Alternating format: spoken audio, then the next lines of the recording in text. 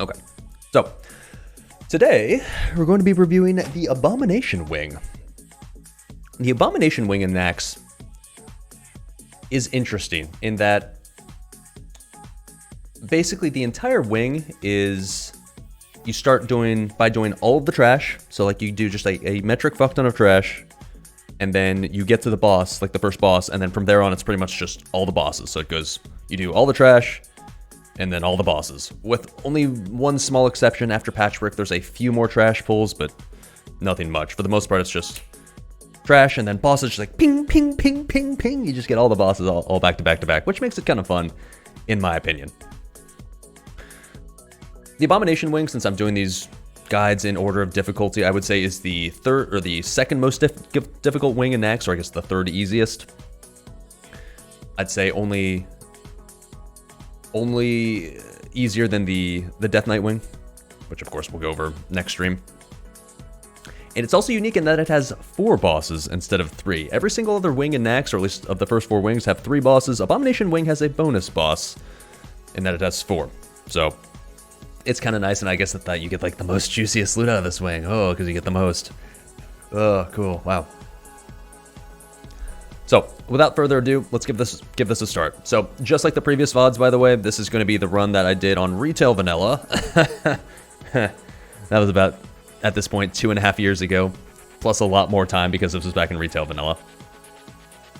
And this is a guild right here that would be considered largely above average, very much above average. So keep in mind, like when you watch this VOD, this will be a run that was done in the context of a guild that would really pump. Like this was the server versus clear. And there are going to be a few fights where I'll switch to other POVs from other videos just to show you guys, give you guys a better idea of how the mechanics are working, especially if there's some mechanics that we happen to bypass in this run, which there were, most notably on Gluth. Okay, get to my guide here, my written notes here, because if you think I'm winging it, you are incorrect. And let's start. Go. Last Vanguard raid? No, second to last. The following week was the last Vanguard raid. All right, so starting off, there is this first pull right here. This is going to be 4 Patchwork Golems. Surprise, surprise, when you do the Abomination Wing, you're going to run into a lot of abominations when you're fighting them. So these guys right here, generally speaking, when you pull them, you have 2 options. You can either pull them all the way back to like the starting room of Naxx, or you can fight them in the room that they're in, like initially when you pull them. Either way, it doesn't really matter. The big thing you have to worry about when you're doing the Patchwork Golems is making sure you spread them out. The Patchwork Golems, as tempting as it is to stack them all up and just say like, oh, I'll just mash my cleave button, just mash my whirlwind button, are not mobs you want to cleave down. You might be able to like eventually do it, but at least for starters, make sure you separate these. The reason being is that they have a War Stomp. So their War Stomp is an AoE stun, so like a typical War Stomp that does an AoE stun, that also does 1 to 1.2k physical damage to plates. It is physical damage. So if you stack them all up, it's as if you stacked up something like the Death Talon Worm Guards in BWL. If they all stacked up on top of each other, all you would do to yourself is just be chain stunned the entire time. So you want to separate these much like you do the Worm Guards, and the tanks, generally speaking, just like you would on the Worm Guards, usually want to pop a FAP on the pull, just to make sure that they don't get stunned when they're trying to get the golems in position. And even as a DPSer, you can pop a FAP as well. Like I did this pull, for example, if you want to be able to just DPS freely. It's not mandatory, just like it's not for the Worm Guards, but it does help you DPS faster. And really, there's not going to be something you desperately need your potion cooldown for in the next 2 minutes anyways. So you really might as well pop a FAP if you're just anybody in melee range of these guys. Something else to note, they do have a disease cloud, so like it's a nature damage aura that they do. Ticks for every 3 seconds for like 200 to 250 damage. Nothing scary. Just your healers can easily heal through that, but you'll take a little bit of extra nature damage from that. And they do have a cleave as well. And this is another reason why you don't want to stack them. The War Stomp being one of them, but especially if you get War Stomped on top of 3 of these guys stacked up, and then they all do their AoE cleaves, because this is not a typical cleave where just it's like 2 people. This cleave this is a 360 cleave, so it can hit anybody around the Patchwork Golem. And it hits up to 10 targets. So if you stack people on top of each other and 30 targets get hit by a cleave, well, it's going to go poorly more than likely. This cleave will hit plate for like 1.5 to 2.2k-ish damage. So if you get hit by 2 or 3 of those, all of a sudden things are getting scary, especially if you add a War Stomp on top of that.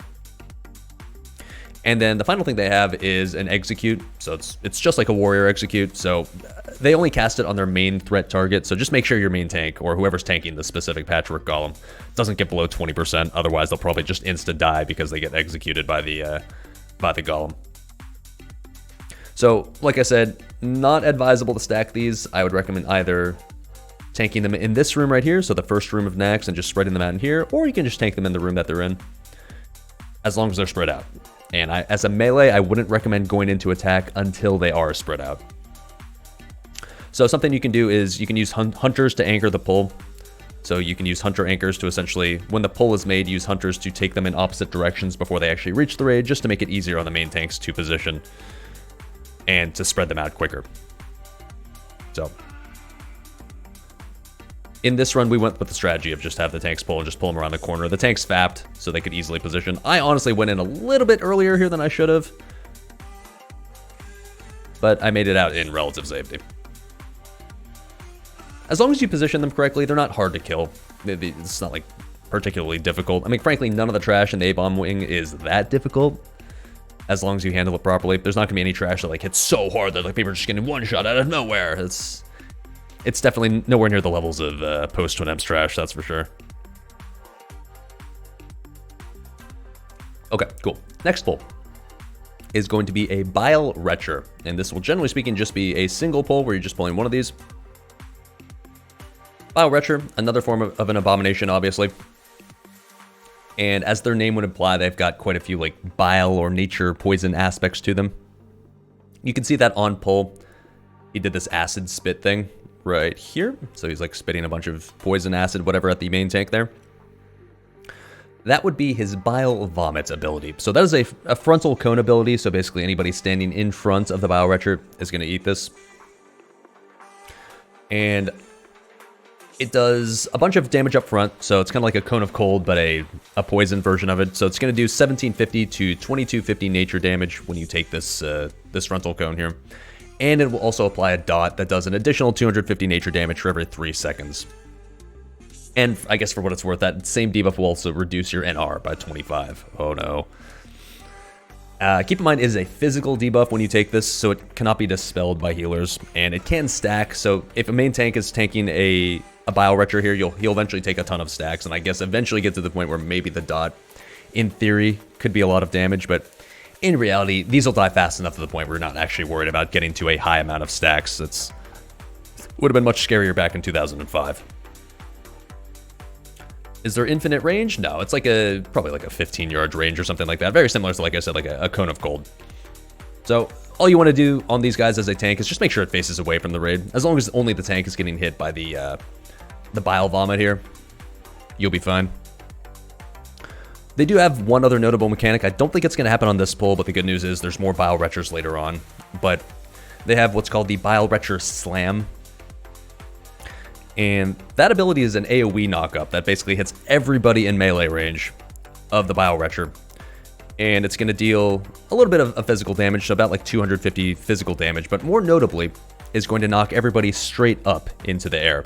Not so high to the point that you're going to take so much fall damage that you die, but it's going to give you a little bit of fall damage and at least reduce your DPS downtime by a little bit. As a warrior, you can just intercept back in when you're midair. As a rogue, you just get to be in the air for a little while and just wave at the mob below you. But something to note is that the range on this knockup is actually quite large. It's about 20 yards. So as a ranged DPS or as a healer, you want to make sure that you don't get anywhere close to this Bile Retcher here, because the last thing you want to do is have your fireball or your heal get interrupted by being knocked up into the air, and then essentially you lose not only that cast that you were doing if it's interrupted, but then you also lose the time where you're flying through the air and can't cast. So, like I said, I don't think it happens this pull. It'll happen later on, though. Yeah, we just melt it, but that's something when we pull another one. Here's another one right here. Okay, and so... Oh, by the way, these guys, as far as their melee attacks are concerned, they hit tanks for about 900 to 1.6k damage per swing. So it's not nothing, but it's not so scary that it can't easily be healed through. All right, so the next thing on this pull right here, first of all, the order in which things are pulled right here can be variable. There are a decent amount of patrols in the Abomination Wing that you don't really see in any other wing, besides maybe the Death Knight Wing. But the Abomination Wing has quite a few patrols before you get to Patchwork, so the order in which you pull stuff might vary based on where the patrols are when you reach the wing yourself. So we pull the Bioretcher first, and we're also actually going to pull the Sewage Slimes back here at the same time, which I'll talk about in a second. But something I just want to highlight on this pull specifically right here is you need to be very, very careful about how you position mobs when you pull them from this room in here into this room. Because generally speaking, what you're going to do is pull the mobs that are in this room back into this room right here. But when you do that, there's a little bit of there's a lip here, okay? So like when you go through this doorway here, let's see if I can more easily find it, more easily see it. Okay, like you can kind of see it here. Yeah, okay. So there's a lip leading to this room. So like the elevation is lower here. You have to come up this little mini ramp into this room right here. Make sure when you're pulling here, it's really, really tempting as a melee to go in as soon as the Bioretcher just like comes through the doorway and just start immediately DPSing. The same thing for the tank.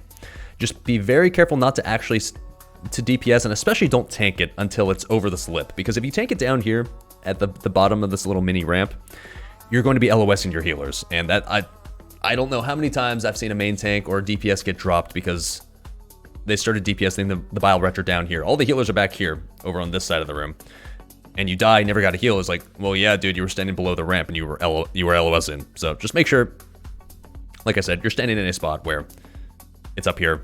You're in LOS of those juicy heals. Okay, get the Bioretcher down. Cool. Next up is these Sewage Slimes. As you can see, we're stacking them up and taking them to Cleveland, which is exactly what you'll be able to do. But there are a few mechanics you have to worry about, and perhaps one most notable thing that I'll get to at the end of talking about these guys. They're not particularly hard to kill. Nothing about them is particularly dangerous. They hit tanks for about 800 to 1.1k or so. And they have a disease cloud on them, so once again, another AoE nature damage aura. You're going to notice that's a consistent trend in the Abomination Wing. A lot of mobs have that nature damage aura around them.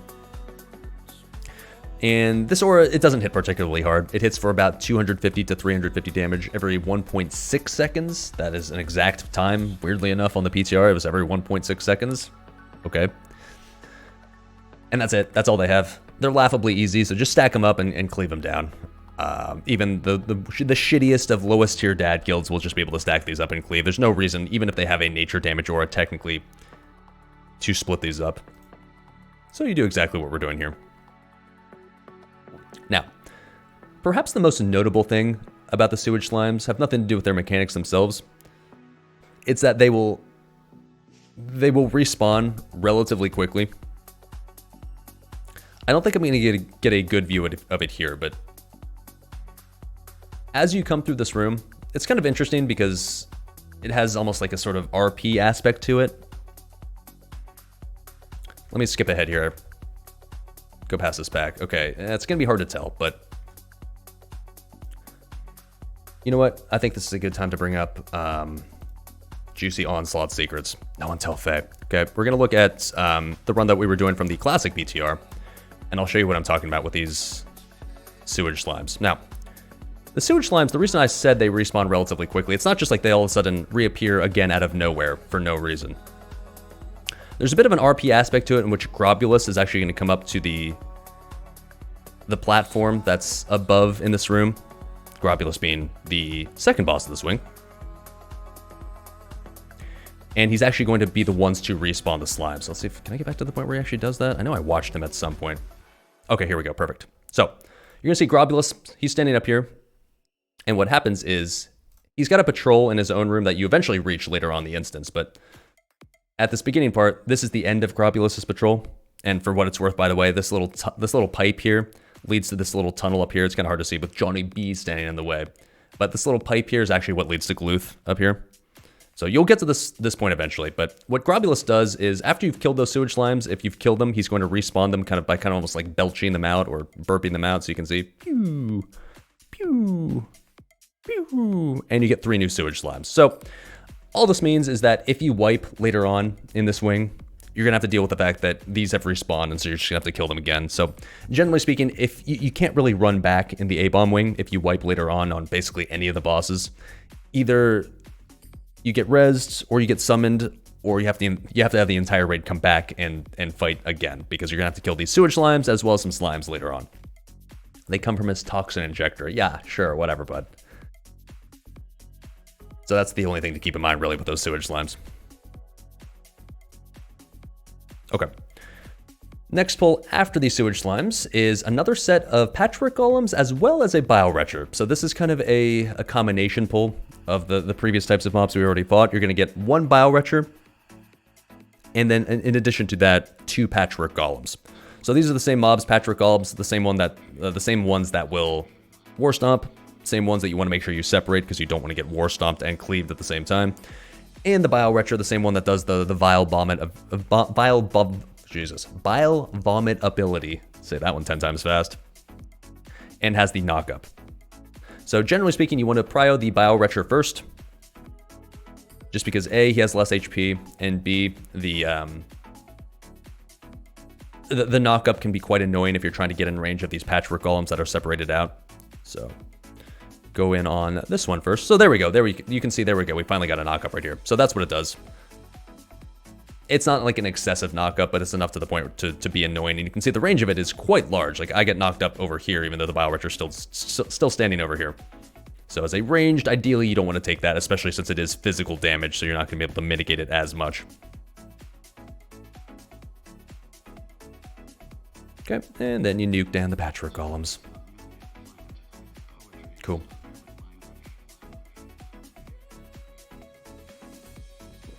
Okay, here's another bioretcher pat that goes through this room. Like I said before, there are pats that go throughout this room, so if you're coming into this room, you may or may not have pulled this bioretcher already. Same bioretcher with the same knockup, same bile vomit. Easy, nuke him down. Okay, so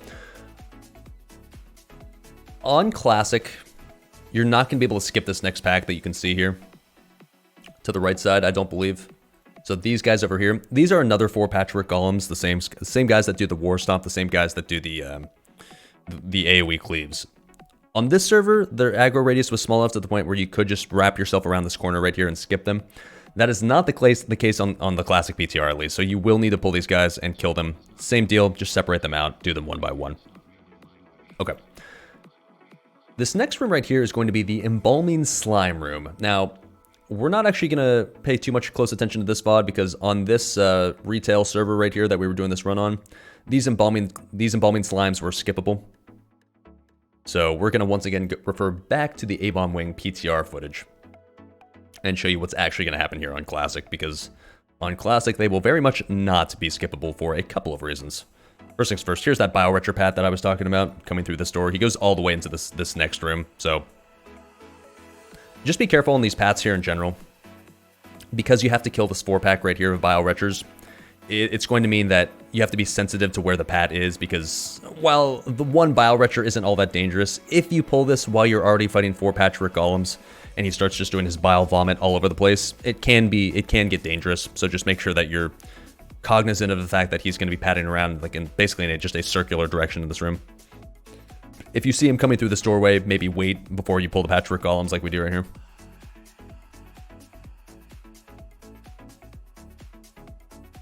Okay, there's that war stomp I was talking about. These guys are in range to the point where I actually got war stomp twice. Not ideal.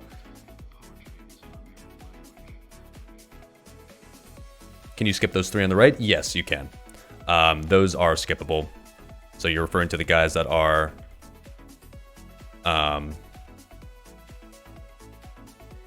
turn right. Come on, Salvador, turn right. Okay, well, you never see me turn right, but oh, here we go. Well, anyways, you can kind of see it, I guess. Talking about the guys over here. Yeah, there we go. These guys, yes, you can skip. There's really no reason to ever kill these ones over here. All right, anyways, let's get to the embalming slimes, because that's what really matters here. By the way, you can see we were actually going big dick mode and stacking these up to cleave. Like I said, eventually, yeah, you can get away with it, but I wouldn't recommend doing it when you're doing it for the first time. Oh, that's right. This is actually a sludge belcher. I forgot. This is actually a new type of mob. This is not a bioretcher. This is a sludge belcher. Now, the good news is this guy's a hilarious joke. Of all the A-bomb types of mobs in this wing, this one right here is by far the simplest. I feel like these guys must be missing a mechanic or something, but anyways, they do have the same disease cloud as the Patchwork Golems, so it's just small, constant nature damage that they do. Certainly nothing that can't be healed through with just chain heal spam. So that's not something that you have to worry about too much. They do melee tanks for like 1 to 1.4k. Nothing particularly scary. And then really their only notable ability is called a Disease Buffet. And it's going to target the highest threat player, do a little bit of nature damage in the neighborhood of like 350 nature damage or so. And it'll increase your nature damage taken. Like it'll give you a debuff that increases nature damage taken by 80. So like it's just a single target ability. I guess the only thing that could maybe make that ability dangerous is if your tank, if you ass pull the Sludge Belcher while you're fighting the previous Patchwork Golems, maybe at that point the increased nature damage taken could be a problem, but probably not. These guys, especially when it's just one of them, are mostly a joke. Just make sure to blast this down. Just make sure that you're cognizant of its pat when you're pulling this, either before or after the Patchwork Golems. Okay, so the next room is the Embalming Slimes. The VOD we just were watching was one where we could skip them by basically having a hunter pull these slimes, pulls them in like some random ass direction over here, and then once they all run past, then we just slip by. On Classic, however, you cannot do that because the Embalming Slimes will actually put you in global combat. So as soon as you engage these guys, as soon as you aggro one, first of all, they're all linked. They all have a linked aggro table, so they're all going to pull at once. And when that happens, the entire zone is put into combat, regardless of where you're standing in Naxx. So don't try to skip these guys. It's not possible. So, the Embalming Slimes. There are 20 of these little Embalming Slimes, and they're all really slow-moving, but ultra damage, like ultra high damage mobs. But they're only dangerous if you get close to them. From range, they are completely harmless. And it is relatively easy to stay at range because they are a very slow-moving type of mob. They only move at like 50% of player speed. So when you pull them, they also do not have an aggro table, or at least a conventional aggro table. When you pull them, each single individual slime is going to pick a random member of your raid and choose to follow them.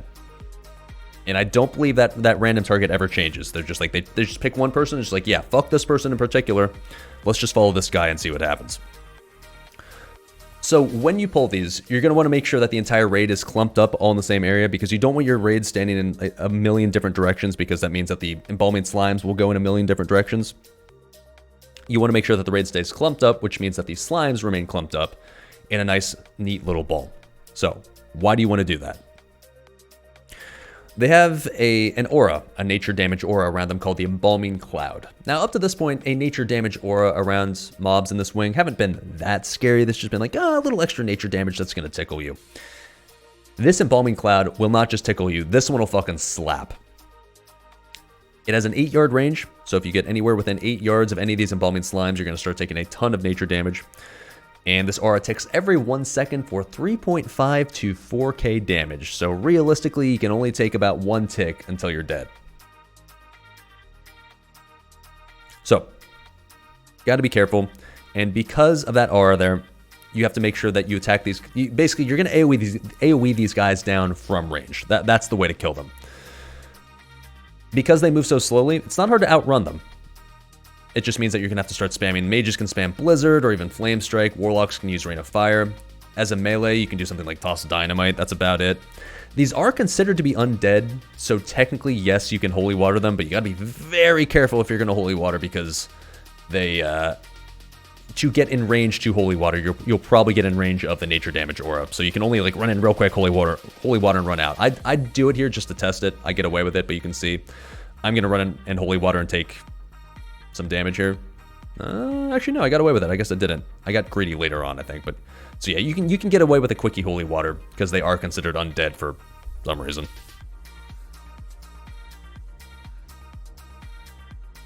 So as a melee, once you've blown your load on your Dynamite or Holy Water, you just got to stay out. I think I get greedy here at the end and just try to test it and see like, what happens if I try to melee?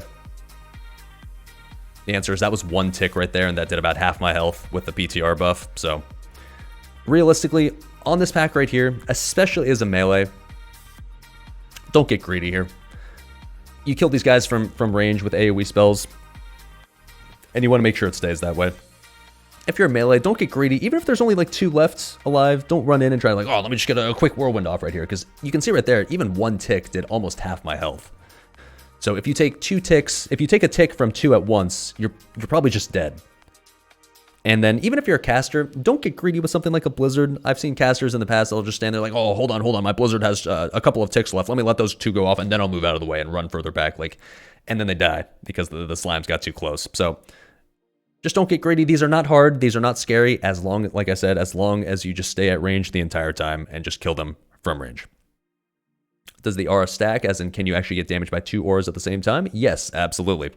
Each embalming slime has their own individual aura. So if you're standing next to 2 of them, you're going to take aura damage from 2 of them.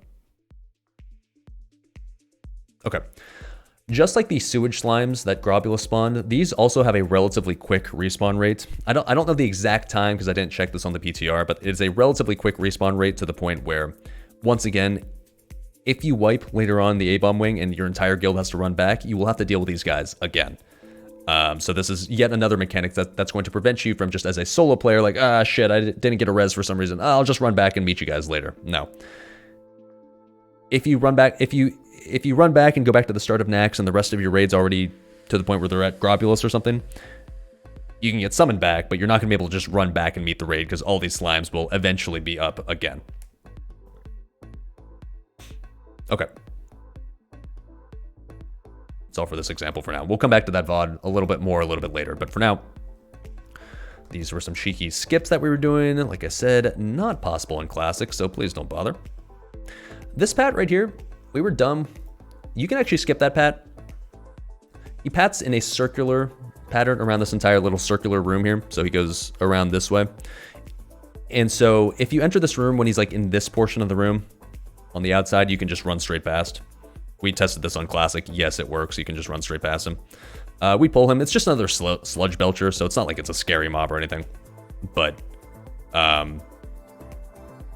if you want to save yourself some time, you can do that. Oh, I forgot to mention, by the way, they also spawn bile slimes, like a single slime every once in a while. So, for example, they're kind of like the mobs in Strat UD. When you reach the slaughter square, they'll spawn a slime periodically, and you just cleave the slime down. Slime down. It's not that hard. Bile sludge is the official name, I suppose.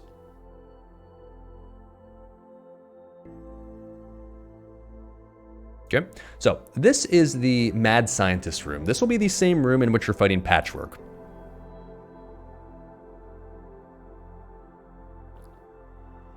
There is a lot of trash in this room, and you will have to kill all of it. All of the trash in this upcoming room right here is going to be linked to Patchwork. So if you leave even a single mob alive, it's going to aggro when you aggro Patchwork.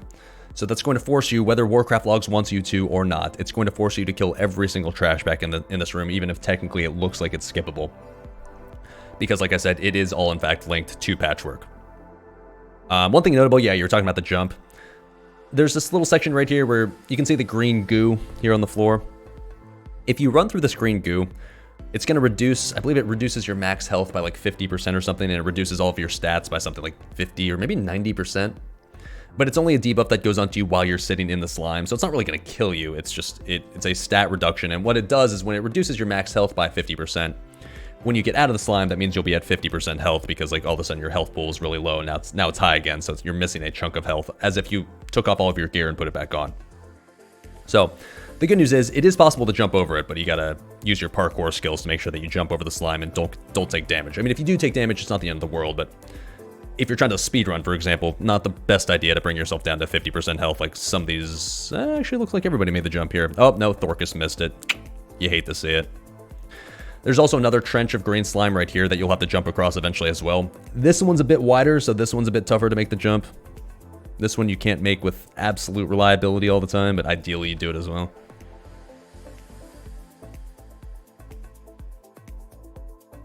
Sounds like a good strat for Zerking. I mean, as a troll mage later on for Patchwork, yes, absolutely. We'll get to that.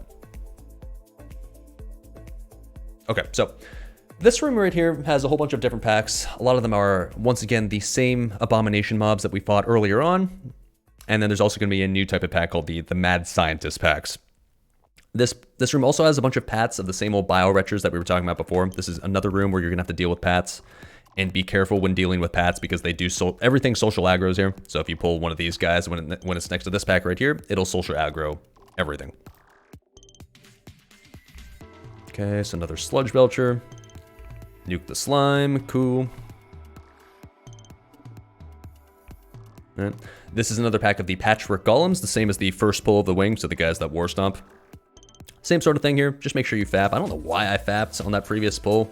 I must have like fat fingered that or something, because this is the pack you want to pop your fap for, because otherwise you're gonna get stomped for 9 million years on these guys.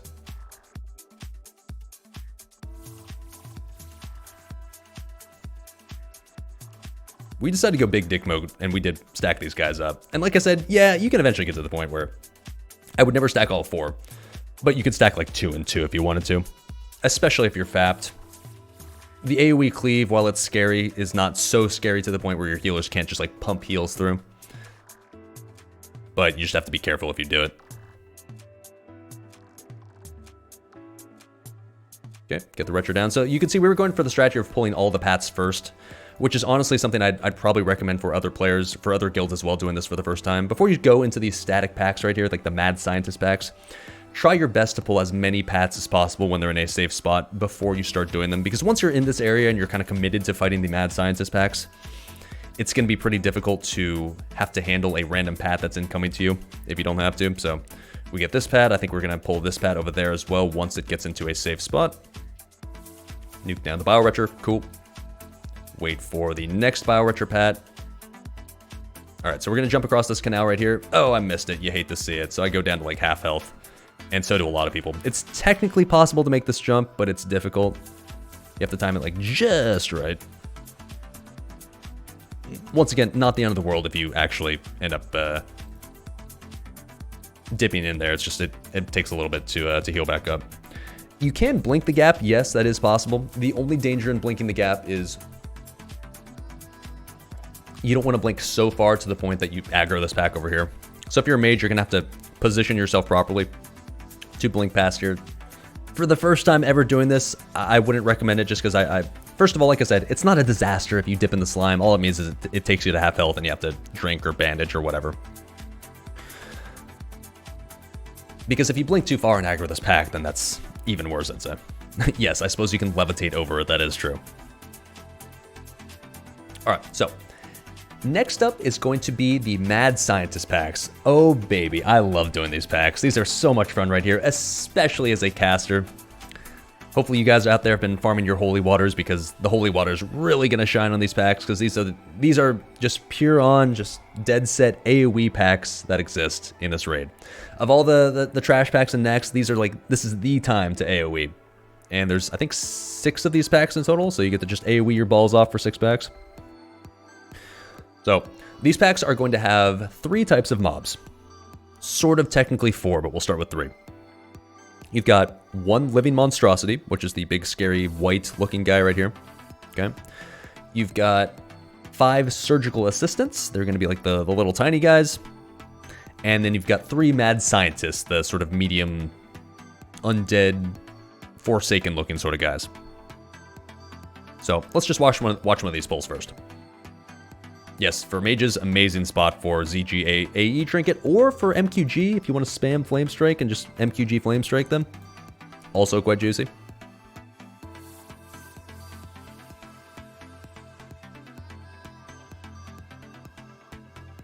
As a warrior here, you can use your holy water, like I said, cleave, whirlwind your balls off. Also notable on these packs, as a warrior, if you kept your Ravager this entire time, not a terrible idea to bust out the Ravager and start rolling the dice to see if you can start spinning. Because if you get that lucky Ravager pack proc at the start of this fight, or like at the start of one of these pulls, oh baby, it gets juicy. It depends on how long it takes. Also, 4 Moss dead, lol, typical. For these packs right here, it is kind of dependent, I guess, on how fast you kill them. The faster you kill them, the less worth it Ravager is going to be, but it's really fun, nonetheless. Alright, so, as far as how to handle these packs and what exactly they're doing, Seen a bunch of lasers going off and a bunch of different stuff. Let's go to the next pack, and I'll actually talk about what's going on in these packs.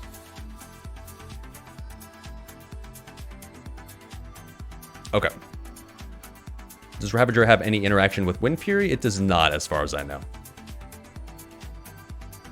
Alright, so. God, such a terrible view. My bit rate back in the day was not the best. Alright, so. When you pull these guys, there's the traditional way to do it. These packs that I'm going to talk about first, and then we'll talk about the real way in which you should probably actually do them in 2020. First of all, let's talk about the mechanics of each of these guys. Of these packs right here, by far the most scary part and the most dangerous mob in these mobs, or in these packs, is the Living Monstrosity. The big guy, the big scary looking one. He hits the hardest. He's going to hit tanks for 1 to 1.5k. Not that scary. He does an AoE Fear that lasts for 4 seconds. So if you're Horde, you're going to want to drop Tremor Totem for these packs here. If you're Alliance, I guess maybe just Fear Ward the tanks. But if you're Alliance, you'll probably just run around feared for a little while. And then he does a Chain Lightning ability. But it's kind of like an opposite of a normal Chain Lightning, in that a normal Chain Lightning is going to hit a target, jump to the next target, do less damage, jump to another target, do less damage. The Monstrosity Chain Lightning goes the other way. It hits a person, jumps to the next person, hits harder, jumps to another person, hits harder, jumps to the next person, hits harder, and it hits people, I think it hits up to, I believe it's 10 targets. It's not quite like the Cthulhu Beam in that it doesn't double every time, so it's not as scary as that. The initially upfront Chain Lightning will hit for 300 nature damage, and every jump, the damage increases by about 50 to 80. So it's a really weak version of Cthulhu Beam. It's not so scary to the point like if you're the 10th in the chain, you just die. Like, no. But like I said, the first one hits for 300. If you're the unlucky soul who's the last person of the chain, it's going to be at most maybe 800 more damage. So it'll hit you for like 1100. It's not that bad. It's even less scary than Venoxus. You're never going to get one shot by this lightning, like I said, even if you're the last in the little chain. Over time, though, if you consider all the rest of the AoE damage, it can add up after a while. So you're going to want to prio down the Living Monstrosity as fast as possible. That was the point I was going to get to here, is the number one prio target is to kill the Living Monstrosity first, because the Chain Lightning will do quite a bit of damage. But the thing that really is scary about the monstrosities is not necessarily the monstrosity themselves. It is the fact that they drop what's called a Lightning Totem. So it's a totem just like a Shaman would drop a totem. So when he drops the Lightning Totem, this totem will pulse lightning, so it's going to like you can do a whole bunch of scary lightning bolts at like the entire raid, which is going to do nature damage every 3 seconds or so. So it pulses every 3 seconds. And there's no target limit. It's not a chain lightning. It's just like straight up lightning bolts that the totem will hit everybody with. And it does about 1.9 to 2k damage per person every 3 seconds.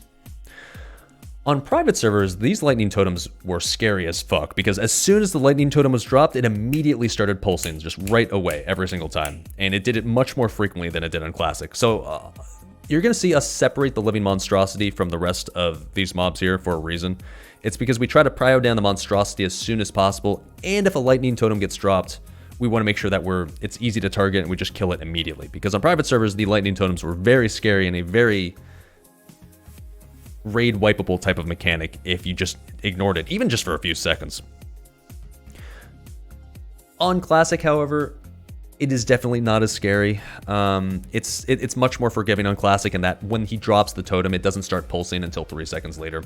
So you do still need to make sure that you prio killing the lightning totem. That is absolutely your number one prio when it's dropped, because otherwise it's going to start pulsing quite a bit of nature damage on top of the other raid. On top of the raid, and when you add in the extra chain lightning damage and the other damage you'll take from the rest of these mobs a little later on, it can get to the point where, yes, you can absolutely die after a while. So pull this, you can see he did drop the lightning totem. Now, what we were doing on these pulls specifically, this isn't really going to be necessary on Classic, but if you want to do it this way, you can. You can pull the Living Monstrosity and then just stack up all the rest of the stuff right here, AoE them down while the Monstrosity is way out of range. So what that does is when he drops the Lightning Totem, he's going to be out of range of the rest of the entire raid while you're busy AoEing. So just like you'll have a tank and just like one healer way off in Narnia. keeping the tank up and tanking the living monstrosity. And so that way, once the AoE mobs are dead, then you can go in and do the living monstrosity last and have the entire raid just prio him down.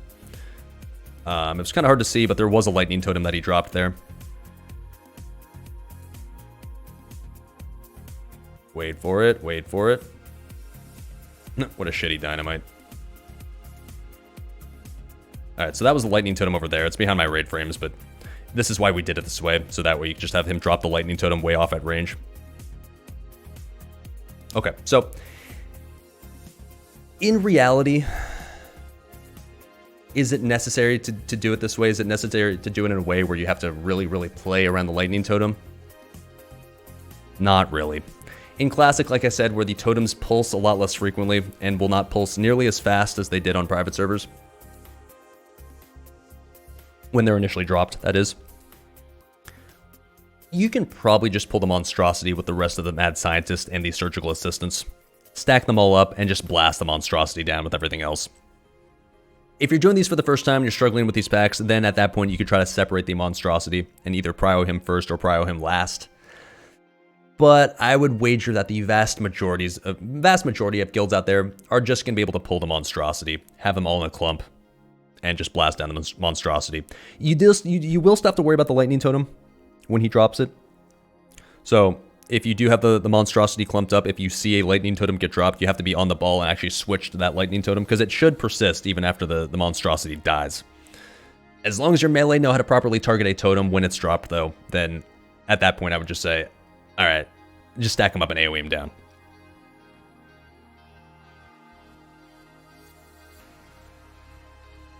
Like I said, quite a few of these packs, and they're quite fun because, as you can see, you just get to mash your AoE buttons for a while.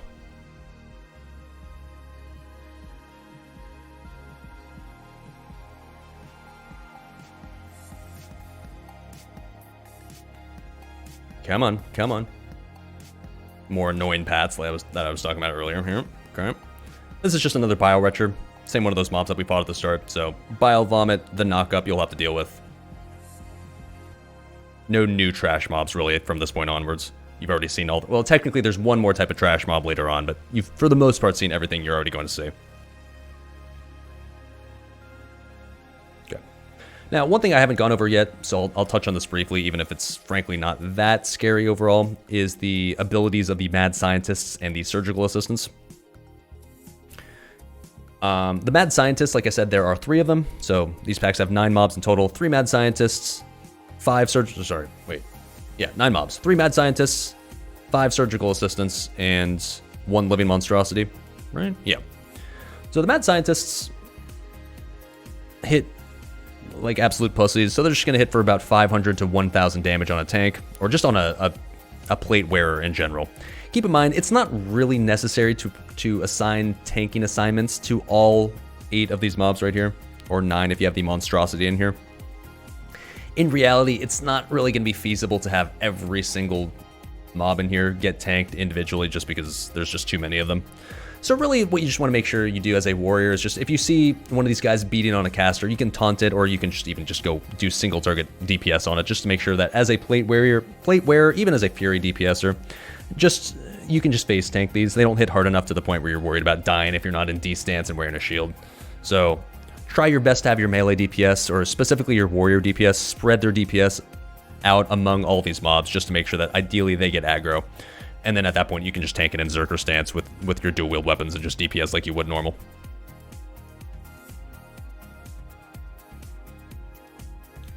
Warrior DPS using Untamed Blade? Yeah. On this server here, first things first, dual-wield wasn't quite as strong because the Heroic Strike feature didn't exist. And then number 2, Untamed Blade had a 2 ppm proc rate, so it was actually insanely good. It was probably the best two-hander in the game at that 2 ppm, because the proc is absolutely nuts. So yeah, two-handed Fury was much more viable on private servers just in general, because of the fact that A, the Heroic Strike feature didn't exist, so the gap between dual-wield Fury and two-handed Fury was smaller. Dual-wield on average was still better, but the gap was smaller, and especially with an OP Untamed Blade,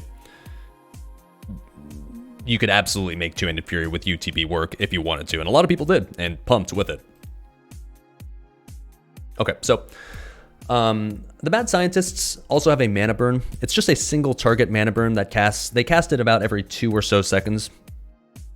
And of course, they're going to pick a mana user, and they usually end up draining somewhere in the neighborhood of 1.2 to 1.5k mana. And just like a typical mana burn, that will also do the equivalent amount of damage. So if they drain 1.5k mana off a person, they're also going to damage you for 1.5k. Kind of annoying, but not really a mechanic that's really ever going to kill anybody. Just as a mage, if you're AoEing your balls off, just you kind of hope you don't get hit by it, because otherwise you might go But these guys melt so quickly that realistically they'll probably get no more than maybe 3 or 4 of these off. And you'll be fine. These guys specifically, yes, you can stun them. So the Mad Scientists specifically can be stunned. They cannot be silenced, but you can stun them. So if you want to assign like stun locks to these guys, you can if you want to. Do I think it's necessary? No. But if you want to, yes, you could stun lock these guys. There's only 3 of them. And then the only other thing they do is they have a heal. They've got what's called a Great Heal that they can use on the monstrosities specifically. So it has a 2-second cast time, so you can interrupt it if you want to. You'll see them actually begin to hard cast a heal. So if you want to, ideally you interrupt these guys so that way they don't heal the monstrosity. Now the good news is they only heal the monstrosity for like 3k HP. So if they get a heal off, it's not the end of the world. It's fine. It just makes the monstrosity die a little bit slower, which is not ideal. But honestly, if you're just mashing your buttons and your mage is like, Arcane Explosion, Flame Strikes, blah, blah, blah, and the warrior's like, Whirlwind, please, blah, blah, do you really have to bust out the GCD to interrupt the heal? Probably not. Nah. That one's up to you. But personally, I just mash my face on the keyboard for these packs and just watch everything evaporate after a while. Okay, and then the Surgical Assistants. Those are the other types of mobs. There's 5 of these, so like they're the little guys. These guys are maybe a little bit more annoying, but really still pretty manageable.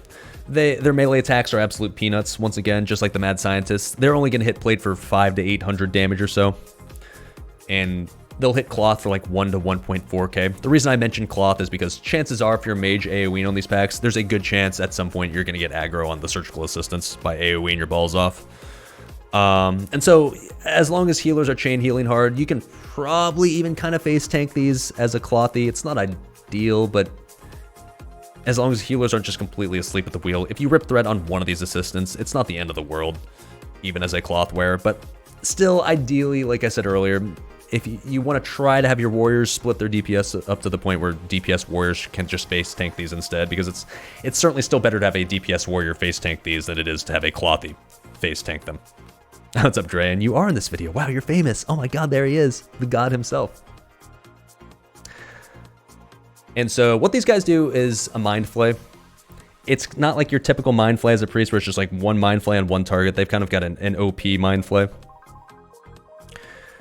In that it's going to do shadow damage when it hits a target. It's a channeled spell that ticks every second for about 555 to 645 damage. And reduces your movement speed just like a normal Mind Flay would. The unique aspect of their Mind Flay, though, is that it chains to other people. So if a surgical assistant picks you, he Mind Flays you. When it hits you, you're also going to chain it to your nearest raid member next to you.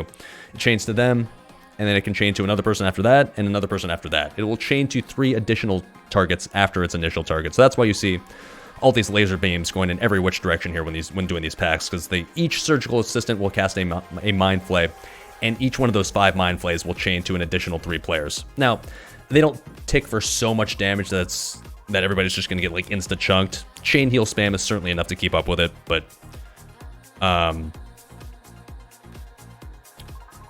just make sure that just that the healers aren't completely asleep at the wheel, like I said, because the last thing you want to do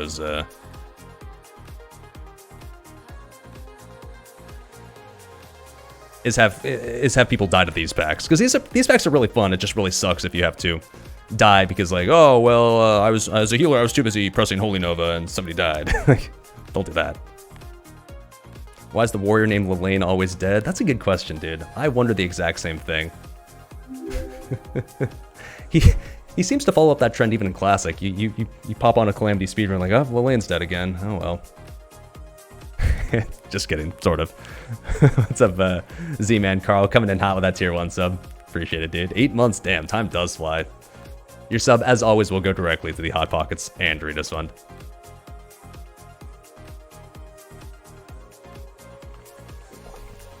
Okay. So, one last thing to talk about with these surgical assistants, by the way, the guys that Mind Flay.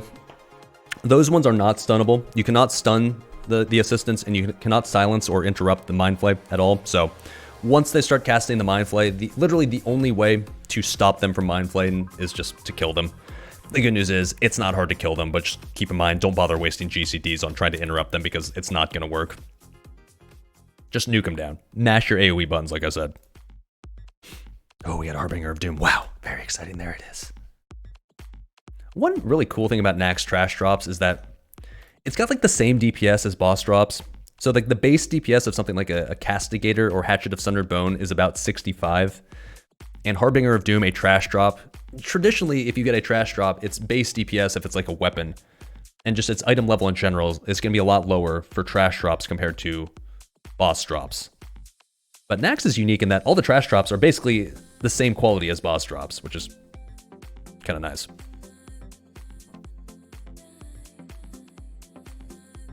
All right, so the rest of this trash right here is just more of the same. It's just a lot of rinse, repeat, do it again. There's nothing new left at this little section. But I love this portion. This might be my favorite little stretch in Naxx. I mean, just the entire raid in general, especially as a mage. Oh, baby, you get to go ham with your AoE spells. Gotta be a little careful because it is definitely possible to rip threat off these on these guys, and if you rip threat on 3 or 4 of these, there's a good chance you get yourself killed. So, if you're a mage out there that has fetish, this is a great spot to bust out the fetish and just like AoE your balls off with fetish up so you don't rip threat. If you've got Mind Quickening Gem, it's a great spot to MQG Flame Strike. If you've got the ZG AE Trinket, great spot to AE your balls off and use that trinket. If you've got the ZG5 set, great spot to use that and spam Flame Strike. So for people that have been asking this entire time, like, when's a good time to Flame Strike spam? This would be one of them right here. Quite fun. And this is also a great spot for those holy waters that you've hopefully farmed up because you're going to get a massive value out of your holy waters as a caster here if you cast them on these packs. And with only that minute cooldown on holy water, you can probably use it about every other one of these packs. Super juicy. And yes, Patchwork does in fact patrol up to this part, so don't venture too far to the right here because this is Patchwork. This is Patchwork's right arm right here. So as long as you just stick to this side of the room, like just don't cross the slime here and you'll be fine. But yes, you will eventually fight Patchwork over here or maybe right here. But like I said earlier, no, you cannot engage Patchwork already because all of this trash is linked to Patchwork. So if you pull Patchwork now, these guys would come with him.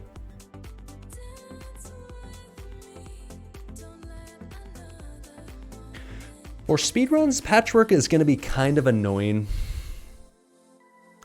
because Patchwork has a very, very long pat. He pats, you're going to see later on, Patchwork runs, like he walks through an entire section that's a very long, cavernous section. So if you end up killing this last Mad Scientist pack and Patchwork's on the complete opposite end of his pat, you're going to have to wait a while. I mean, technically, I guess you could run just to him, like you could run past Frogger and fight Patchwork later on, but optimally, Patchwork is sitting here on this right side waiting for you as soon as you're done with this last trash pack because that's the easiest and most optimal time to pull him. Is there a VOD of this run on YouTube? There's not, but you can just go to my highlights on this very channel right here. That's what I did to find mine. And just look for the VOD of the Vanguard server first clear. Yeah. Is it worth using Holy Water as a melee or just stick with Dynamite? I mean, technically Holy Water does 100 more damage on average compared to Dynamite, so is it worth it if you have an unlimited amount? Yeah, sure. Is it necessary as a melee?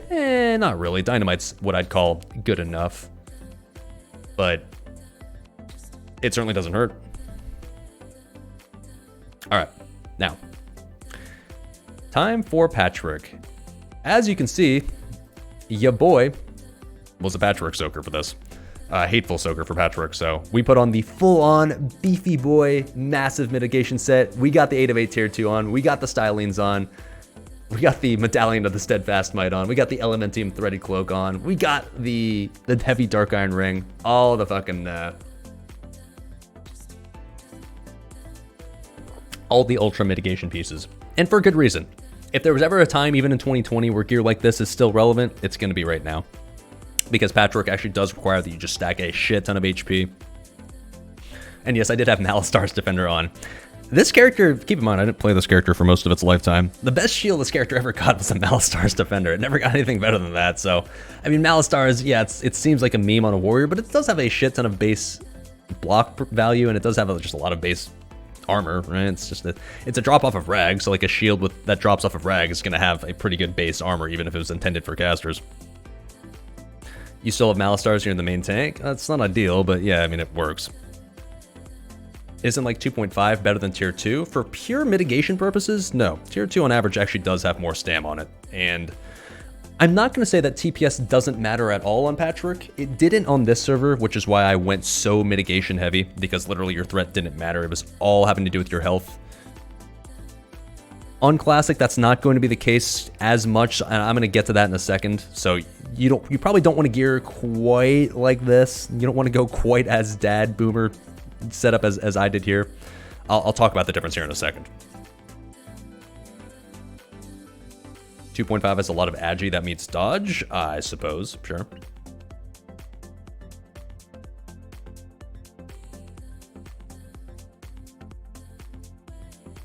Okay, so here's the part where it kind of sucks. Now, Patchwork, there's this giant, long little pathway that goes in this direction that Patchwork pats through. Technically, you could actually just run through the section and just meet Patchwork over here. So if you're doing like a speed run, for example, that's probably what you'd want to do, is just meet Patchwork and just do Frogger first, but we chose to wait for him.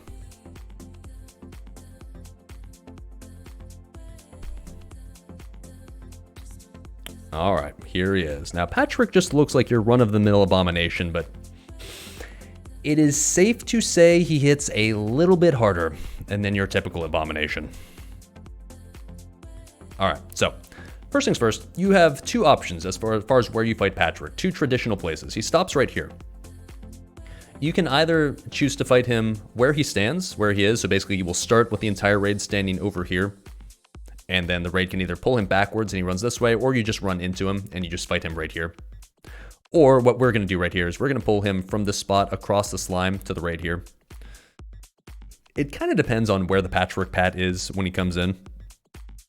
If you finish killing the previous Mad Scientist pack and he's already standing here, it's probably the best idea just to pull him right here because you're already standing here. It's not super necessary. There's nothing, positioning on this fight doesn't really matter. You can tank Patchwork anywhere you want to. This is not a spot where you have to like LOS mechanics or anything like that. There's only one mechanic on this fight. But you either usually fight him here or here. As to which one, it really doesn't matter. It just kind of depends on where your raid is when he happens to get close and you're ready to pull him. Okay, so Patchwork, like I said, has one mechanic. Only one. And so because of that, he's largely known as the target dummy fight of Naxx, and just like the kind of the target dummy fight in this game in general. Like I got a question yesterday in chat, like why is there a Patchwork category for that type of fight just called like a fight like Patchwork? And the reason is, for the most part, this is a fight where as a DPS you just get to sit back, not worry about a single mechanic the entire time, and just mash your buttons for a good 4 or 5 minutes until the boss dies. As a DPS warrior, that can oftentimes not be quite that simple if your soakers aren't quite doing their job, but in theory you should just be able to sit there and press your buttons the entire time. Isn't that every boss? Well, Patchwork is even more so than that. Other bosses, there might be like at least some annoying mechanics you might have to like deal with a little bit, but Patchwork, there's literally nothing. It's just you just stand there and you DPS. You never have to move, you never have to adjust to anything, you never have to stop casting, you never have to worry about like any sort of interrupting or anything like that. It's literally just DPS the entire time.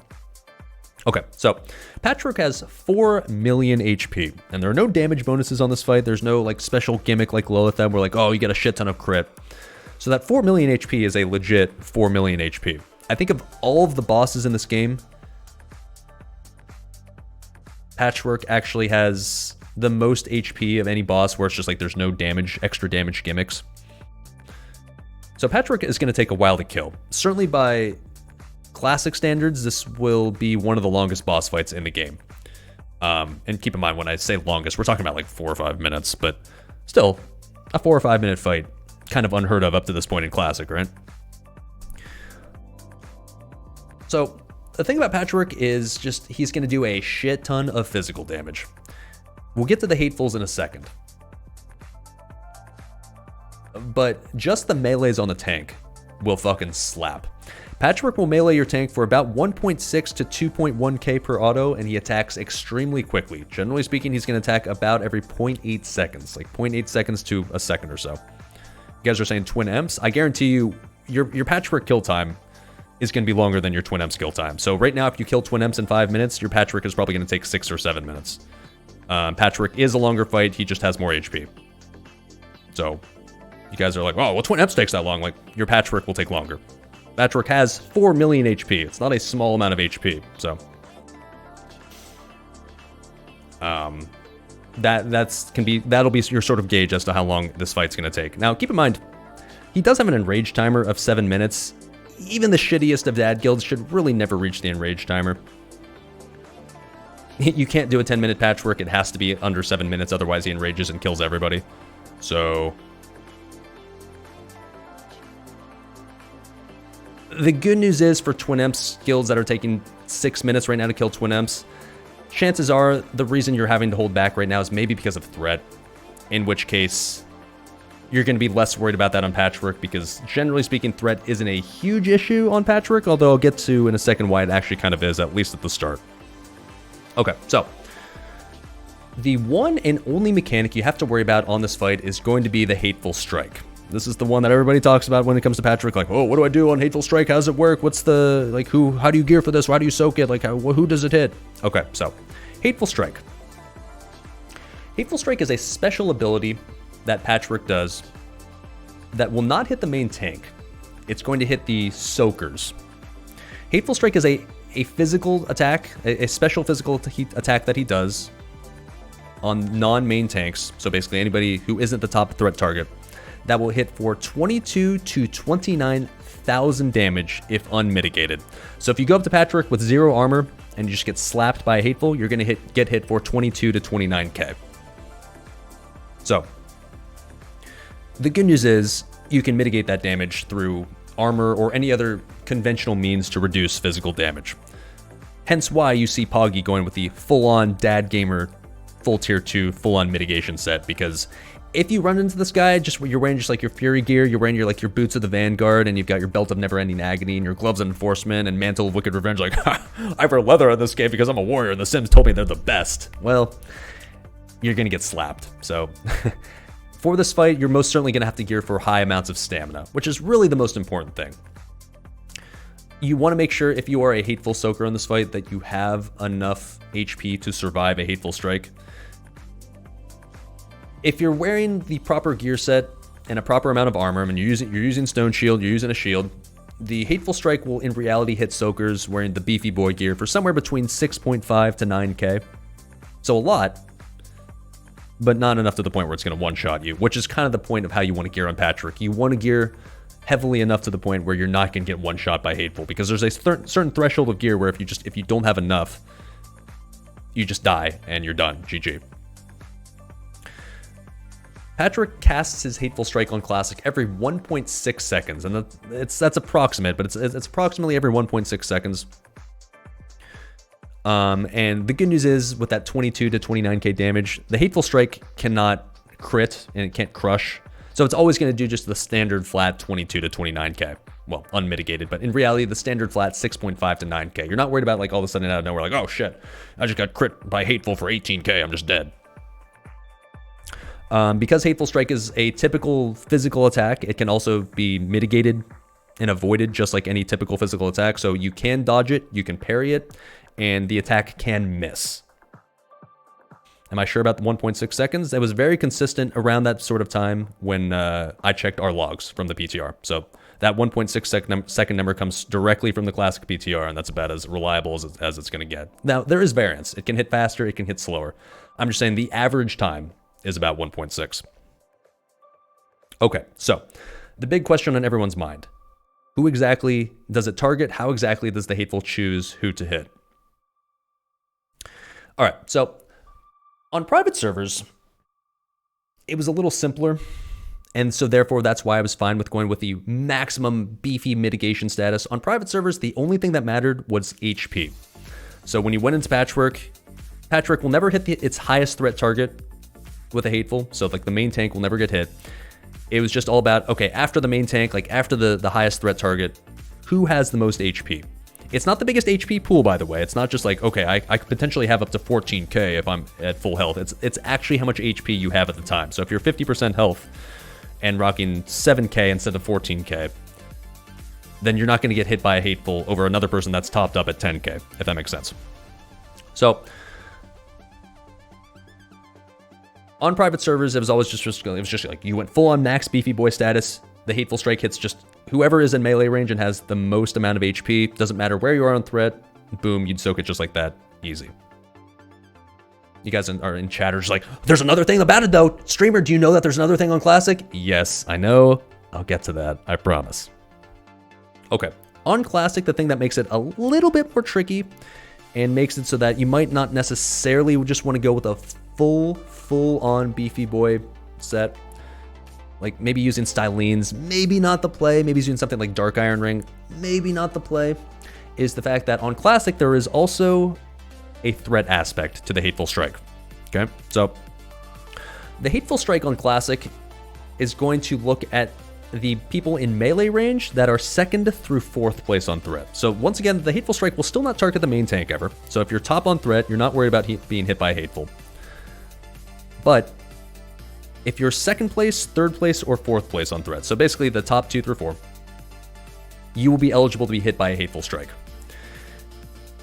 Of those 3 people right there, then Patchwork will hit whoever has the most HP of those 3. So there's still the highest HP aspect of it, but there's just also the top 2 through 4 aspect you're going to have to worry about as well. Which means that as a DPS warrior, you do not just want to run in at the start of this fight and just start going absolutely balls to the wall from the very start. Because if you do, and if you just immediately get into 2nd place and you're not a soaker and you're sitting there in Zerker stance, you're just dead. That's a lesson I learned on the BTR because I was not used to that threat aspect. So I kept running into the fight, just going ham from the start and be like, wait, I just died? What? I was rocking like 6k HP. How could that be possible? Well, it's because there's a threat aspect. So the way you want to approach this fight is like so, okay? You want to have the main tank and the 3 soakers run in first when you're engaging Patchwork. Have the main tank hit the boss first because you want him to get highest on threat first. And then you want the soakers to try to start building some threat. All you want to do is just ensure that the soakers get hit by the first rounds of Hateful. So you want to make sure that all 3 soakers get hit by a Hateful first. The reason being that Hateful actually adds threat to whoever gets hit by the Hateful. Hey, what's up, Dur Godfather, coming in hot with that Twitch Prime sub. Appreciate it. The damage I named for his auto hits, is that for a dual-wielding TPS tank? No, that is for a tank wearing a shield. You can dual-wield tank Patchwork. It is possible, but at least for your first attempt on it, I wouldn't recommend it. Okay, so when you get hit by the Hateful Strike, the good news is that it gives you an additional 1k threat every time you're hit by it. So as a DPS warrior, you might be worried about the fact that, like, well, shit, if all of my Hateful Soakers are just wearing a shit ton of mitigation gear, doesn't that mean that I'm going to, like, easily be able to pass them on threat? No. The good news is once they start eating Hatefuls, it's kind of a positive feedback loop where they'll get more threat from Hateful, remain higher on threat, continue getting hit by Hatefuls, get even more threat, eventually to the point where it's going to be almost impossible to pass the Hateful Soakers as a DPSer. So that's why I'm saying it's just really, really important that the Hateful Soakers take the first round of Hatefuls, or maybe even the first 2 rounds of Hatefuls, because once they do, then they should build enough threat to the point where they should consistently take Hatefuls for the rest of the fight, and the DPSers can go hard. So as a DPSer, if you come in this fight, you guys are asking, is Fetish good for this? The answer is absolutely. The only way in which you can start DPSing at the start of this fight as a Fury Warrior is if you pop Fetish at the start. Otherwise, you're probably gonna have to wait the first 8 or 10 seconds and just like stand out there with your dick in your hand, waiting for threat to be built on Patchwork before you go in. So if you want to just go balls to the walls from the start of this fight as a DPSer, you must have Fetish, essentially. Or a Petri Flask to dump your threat after like the first couple of initial hits, I guess. Because otherwise, if you just run in and immediately start going balls to the wall, you're gonna get slapped because the Hateful Soakers will not have soaked a Hateful yet. Salvation, I wouldn't really rely on Salvation alone to allow you to start DPSing from the start. No. So yes, you need 3 soakers. Exactly 3. You don't want to have less than 3 because then melee DPS will start dying because there's going to be a third candidate on patch tricks 2 through 4. And having more than 3 is pointless because, like, if you're 5th place on threat, you'll never get hit by a hateful. Why didn't I have the meter up? Because, like, I made it a rule of thumb, and I've always made it a rule of thumb where if it's a progression run, I don't show DPS meter just because it's kind of... It's distracting and anti-productive, counterproductive, I think is the right word, to care about juicing the meters if it's just like a progression run. A lip opener? I wouldn't recommend it because all that threat you're doing at the start of the fight with lip up is still applied after the lip expires. So I was one of the soakers here. I was kind of like the 3rd soaker, so I pretty infrequently got hit by the hateful. But you will see every time I get hit by the hateful, I get chunked down to 20-30% health or so. Now, keep in mind, if you're a hateful soaker, as long as you survive the hateful strike, you're really not in danger of instantly dying. Because keep in mind, because Patrick only targets you when you're the 2 through 4 on threat with the highest amount of health, if you just took a hateful and you got low in health, chances are one of the other hateful soakers is already, well, hopefully one of the other hateful soakers is topped up and ready to take the next one. The good news is it's going to be a pretty decent amount of time before, like, when you get hit by a hateful, before you get hit by another. So the healers have a window of time to top you up. Now, I'm not going to say that it's super easy to do so, and like it's absolutely still reliant on your healers knowing what they're doing to top you up properly by the time you get to the point where you're going to get hit by another hateful. But as long as they do that, then you just have to survive the initial damage of the hateful up front, and then it's comfy mode for the next couple of seconds at least. So I'm not going to try to tell your healers exactly how to do this fight because I'm certainly no healer expert. I don't know how to min-max healing on Patchwork. I can tell you that it's not the worst idea probably to assign healers to a specific soaker, just to make sure that there's, like, each soaker is constantly just being fed a stream of heals and being constantly topped up. You can choose to min-max it in whatever way you want to. Like I said, I'm not going to try to tell you healing tips because I don't know shit about healing.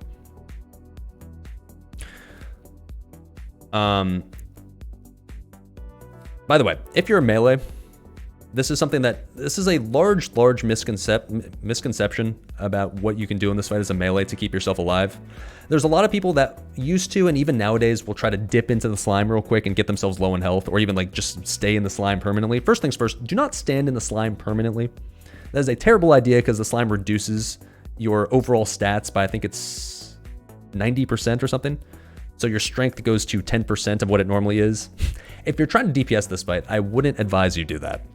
Now, what you see other people do is they'll just dip into the slime real quick and dip out, as if basically trying to prevent themselves from being high on health, because what they're trying to do is they're trying to be a cheesy motherfucker and say, well, if one of our soakers dies, I don't want to be highest on HP because I don't want to get hit one shot by the hateful if one of our hateful soakers dies. Please don't do that, because you're basically preparing for a situation where one of your hateful soakers is going to die. That's, first of all, not something you should be playing around. You should hope that your healers are going to carry. All you do by dipping into the slime like that and taking yourself down to 50% HP is you're just going to soak chain heals that otherwise would have been soaked by the people that actually need healing, which is the hateful strike soakers. So please, please, please, as a melee DPSer, do not be that motherfucker that dips into the slime and takes himself down to 50% HP constantly throughout the fight. All you're doing is griefing your healers. That's all you're doing, is you're just fucking over your healers and saying that, oh, all these heals that could have gone into hateful soakers? Yeah, sorry, no, I'm going to need that because I was a dumbass and dipped into the slime. Please do not be that guy, okay? There's no reason to ever dip into the slime on this fight, regardless of who you are. We 100% that only 2 through 4 in threat and melee range are eligible for hateful? Yes, that is pretty much without question been proven at this point by the ridiculous amount of footage we got from the PTR. Wouldn't a single target heal be better? I don't really know. I've always kind of thought the answer in that seems to be yes, but there are definitely shamans who use chain heal seemingly effectively on this fight. So like I said, I'm not going to try to give you specific tips right now as to how you want to min-max your healing on this fight. That's something you're going to have to figure out on your own or ask someone else, because I don't know for sure. What if 2 through 4 are ranged? It doesn't matter. Like, the only hateful targets 2 through 4 on threat in melee range. So just pretend the range just don't exist in this fight. Are you eligible to take a Hateful with Petri Flask? You are not. No, it's as if you were popping a lip. The boss will just ignore you for the duration of when it lasts. So, speaking of which, casters. For the most part as a caster, you really don't have to be too worried about what happens this fight. For the most part, you just get to sit back and just go full-on balls to the wall. I will say as a mage, if you build a particularly juicy Ignite, it is possible to pass the main tank eventually if you roll Ignite for long enough. So you do just have to be very careful as a mage. Do not rip threat on this fight under any circumstances as a ranged. If you do, and Patrick gets out of range of even one of the soakers when he runs towards you, he'll just randomly start murking melee DPS who are still in range, and they'll get just one shot by Hatefuls. So please, please, please, please, God, as a caster, hold your dick. If you've got that juicy Ignite rolling, make sure to drop it with plenty of time to spare, because if you rip threat as a caster on this fight, it's probably GG. Yeah, that is true, Whips. Like every time a Hateful goes out, the main tank will get some threat, but it is still possible, based on experience, to rip threat if you've got a juicy Ignite rolling. It's not easy. For the most part, in top tier guilds, with super mega pumper main tanks, you're not gonna be worried about that. But I'm just saying in the daddy, the more dad guilds, rocking the full mitigation main tanks with the one-hander and a shield, Ignite will still do the trick. Why 3 soakers instead of 2? If you focus more healers and 2 soakers, then you can get them up quickly. In theory, sure, but then if your healers drop the ball even for a split second and both soakers aren't topped up, then Patrick will just choose number 4 on threat, who's a Fury DPSer, and they'll just instantly die. So in a perfect world, you can just have 1 soaker, I guess. Just spam the shit out of the 1 soaker, I guess, right? And he'll take every single Hateful, but the problem is, number 1, that will healers really quickly, because if healers are just spamming 1 target as fast as they possibly can, which is what you would need to do if you only ran 1 soaker. Like I said, this is a relatively long fight. If healers are just spamming heals on 1 guy, they're going to themselves halfway through the fight. So the reason why it's advantageous to run 3 soakers, as many as possible, is because you get to spread your heals out, and so therefore you don't have to use max rank fast heals, because that will create a serious mana problem if you spam just 1 target. You can be a bit more efficient with heals if you spread them out between 3 targets, and you don't necessarily have to instantly top them up when they take a Hateful, right? You can use a slower but more efficient heal instead. Does the main tank go dual wield on Patrick and Hateful go shield? As a Hateful soaker, you absolutely want to use a shield. As a main tank, at least initially, I would also recommend using a shield. Like I said earlier, Patrick fucking slaps the main tank. It's for about 1.6 to 2.1k. His auto attacks are about every 0.8 seconds. From what we're seeing on the PTR. So, can you dual wield tank Patrick? Yes. Is it advisable for your first ever attempts? Probably not.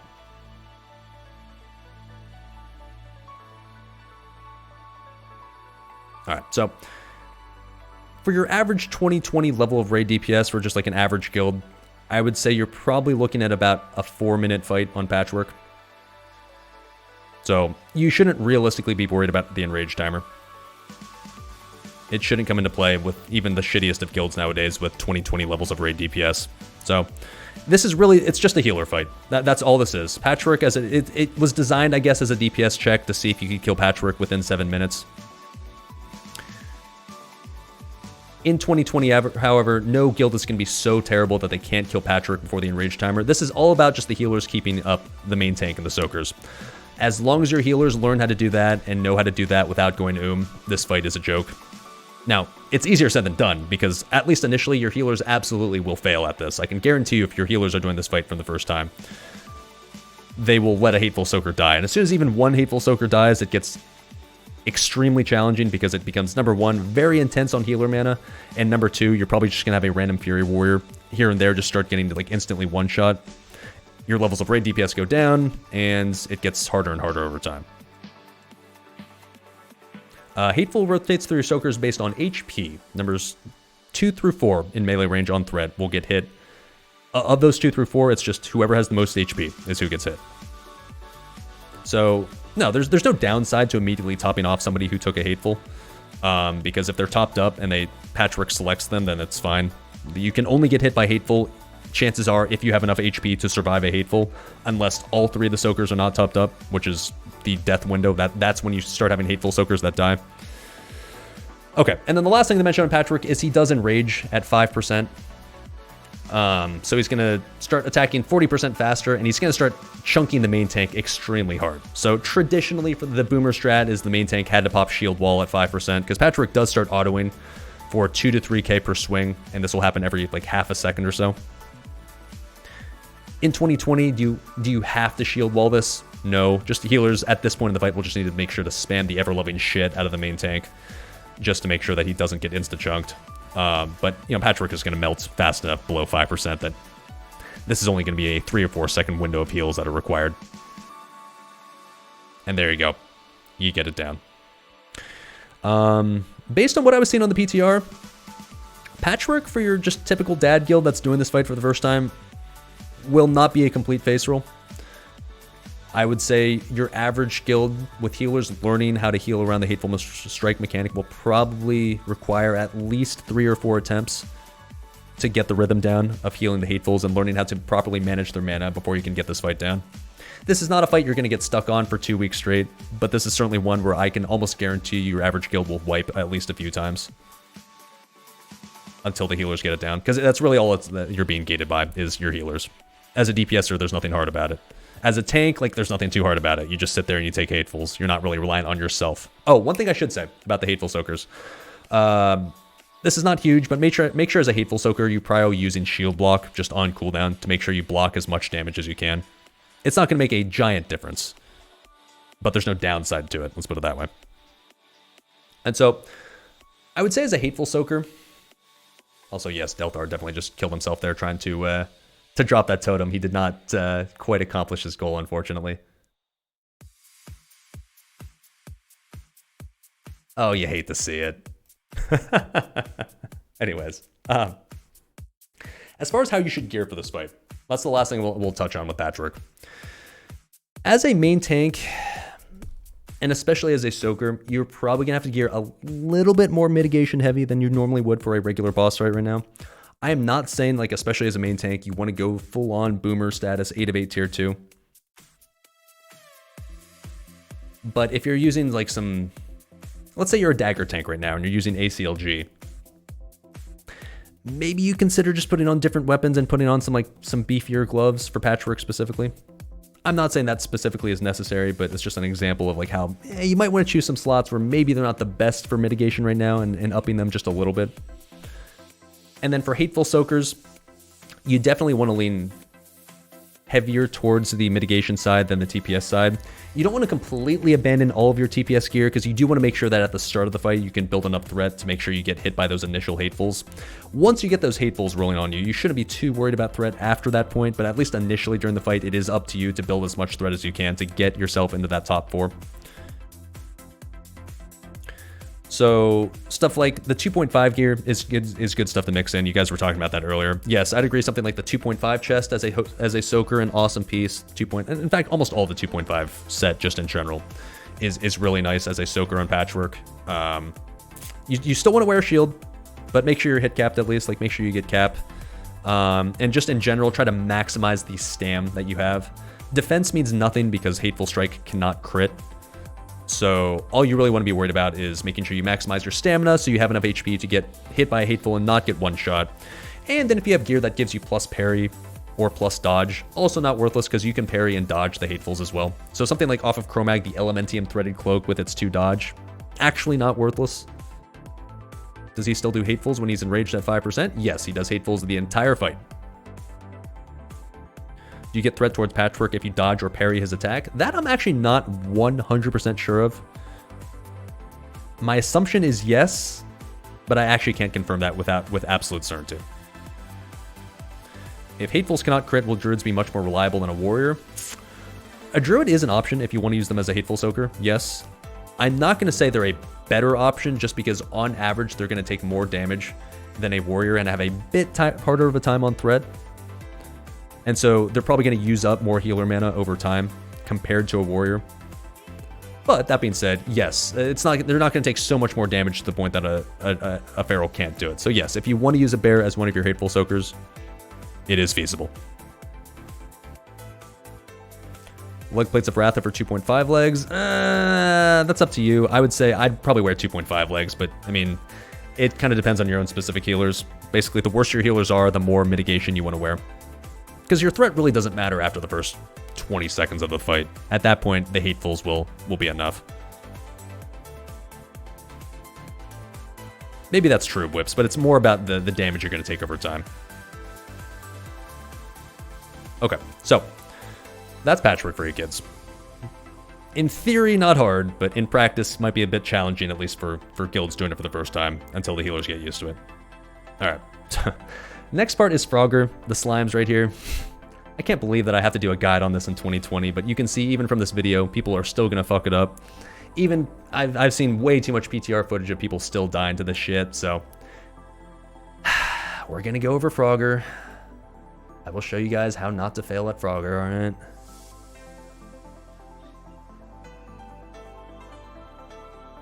Alright, so, you can see I had died on Patrick because I was dumb and DPS way too hard at the start. Frogger. For those that don't know what I mean when I say Frogger, we're talking about like you gotta run through moving stuff that's moving perpendicular to you and avoid getting hit. If you don't know what the game Frogger is, you're obviously just like a 20-year-old Zoomer who is dead to me, so let's not talk about that, but...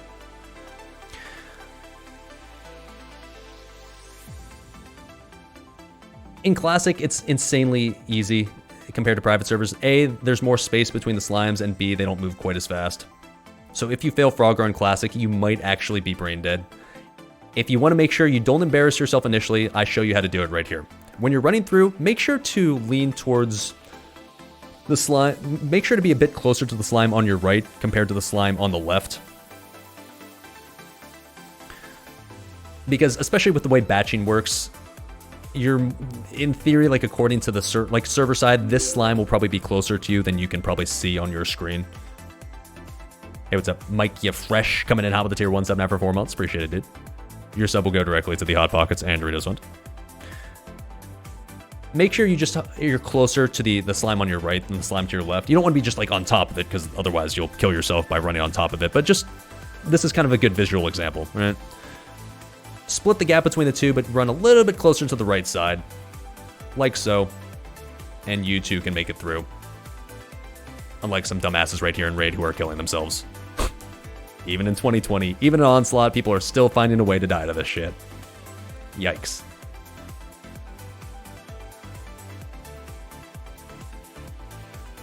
I saw Smalls, yeah. Frozone came in hot with the Raid. Appreciate it, dude. Alright.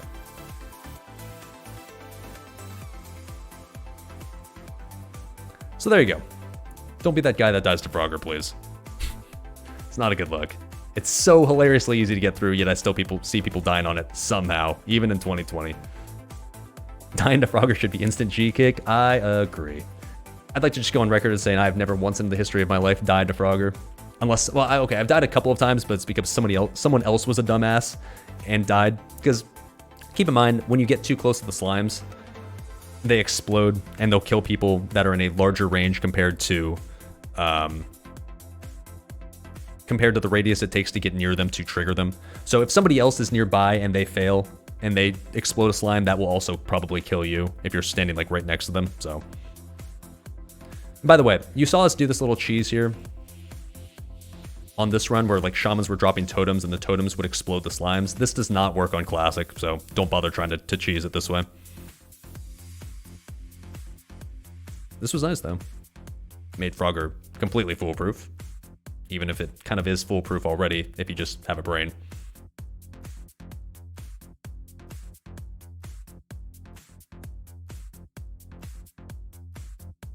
You're saying you can't shoot people with a Valentine's pet and kill them?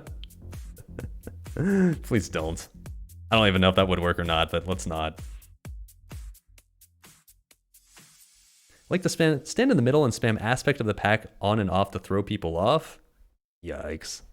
Don't be that guy that, like, if someone else has world buffs, don't be the guy that's like, oh, lol, I'm gonna try to kill him on Frogger. Like, it's not worth losing your world buffs to this shit, please, God. Okay.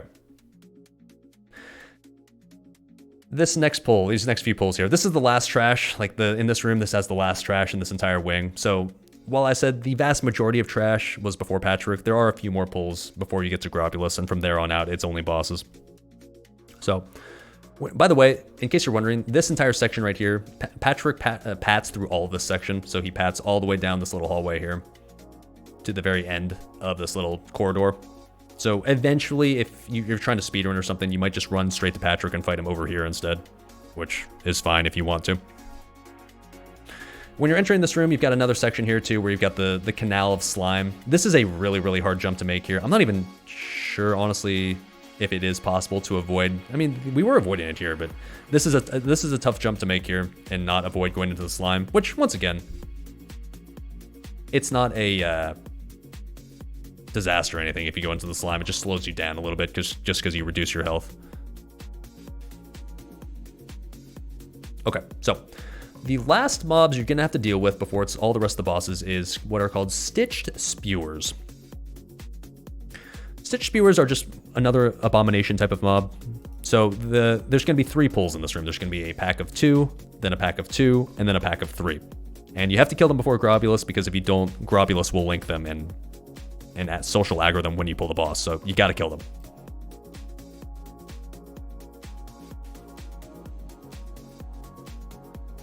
Can't wait for Lati to spurget people for dying to Frogger. I can hear the rage already. Alright, so the Stitch Spewers. Honestly, on Classic, they're easier than the version you're going to watch right here, which isn't saying much because these were already pretty easy. So they do have a few mechanics. First things first, they do hit relatively hard on tanks. So they're going to hit tanks for like 1.5 to 2k or so damage. A bit harder than your typical trash, so keep that in mind as a healer.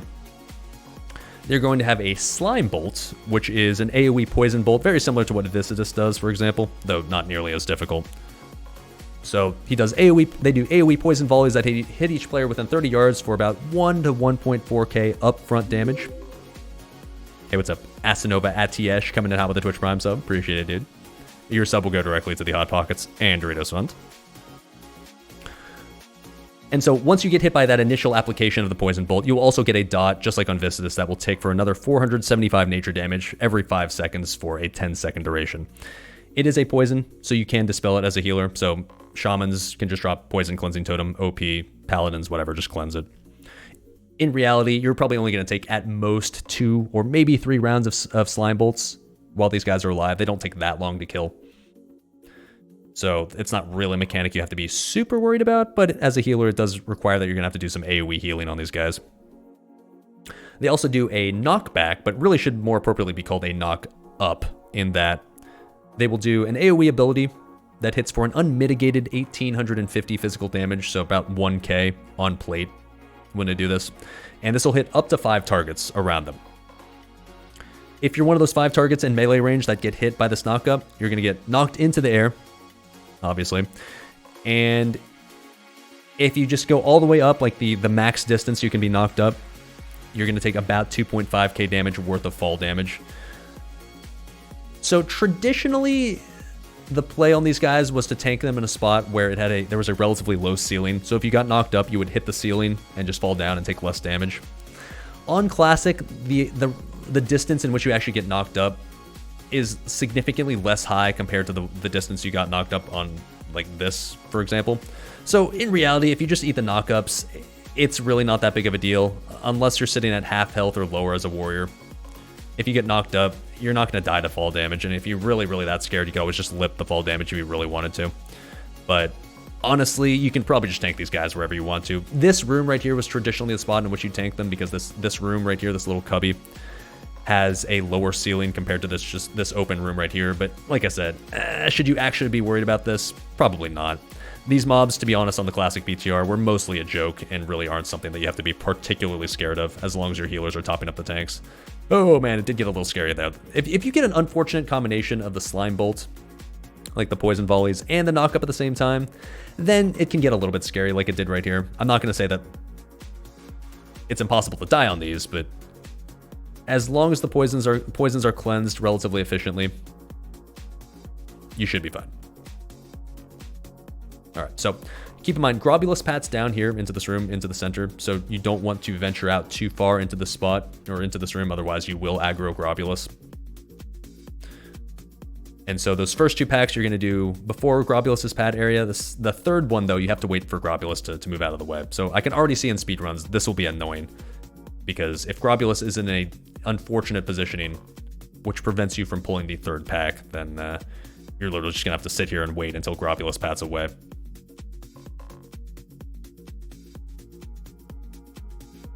Ooh, well, okay, I forgot that we did this, actually. Oh, he's starting to pad away here, but like I'm actually not sure about this. It might be possible to just hug this wall, get these abominations back here, even if Grobulus is standing down here, and pull these guys separately and kill them while Grobulus is mid-room. I don't know their exact aggro radius on Classic, so I can't tell you this will work for sure, but eventually it could be worth testing. Can you intercept that knock-up? You can, yes. So if you get knocked up as a warrior, yeah, intercept back in as a rogue. Well, you're probably not going to take a ton of fall damage anyways. Yet another reason why it's not all that scary. Okay, so this last pack right here has 3 of these guys instead of 2. Makes it slightly tougher, and you're going to take a bit more poison damage as well, but honestly, nothing really that isn't fairly easily manageable. I say that, but like, oh god. These guys were significantly scarier on the server you're seeing here. Their knock-up ability did a lot more upfront damage. Like, the knock-up hits for about 1850, like I said, on Classic. It hit for a lot more here. So the reason why these guys were more scary on private servers was largely the knock-up. I think number 1 did more damage, and number 2 knocked you up higher into the air, so you would take more fall damage. Stun. Oh, yeah, that is something I forgot to mention. You're right. Yes, another thing that made these guys easier. You can stun these guys on Classic. So ideally, your rogues might want to try to keep these guys stun locked. That's another thing that made these guys a joke. I completely forgot about that. But yes, you're right. You can stun them. And the amount of time it's going to take you to kill them probably means that you can just keep them stunned the vast majority of the time they're alive. Don't they do a threat drop? They do not. I don't believe they do, no. They did on P servers, but I checked for that specifically on Classic, and as far as I could tell, they did not have a threat drop mechanic on Classic.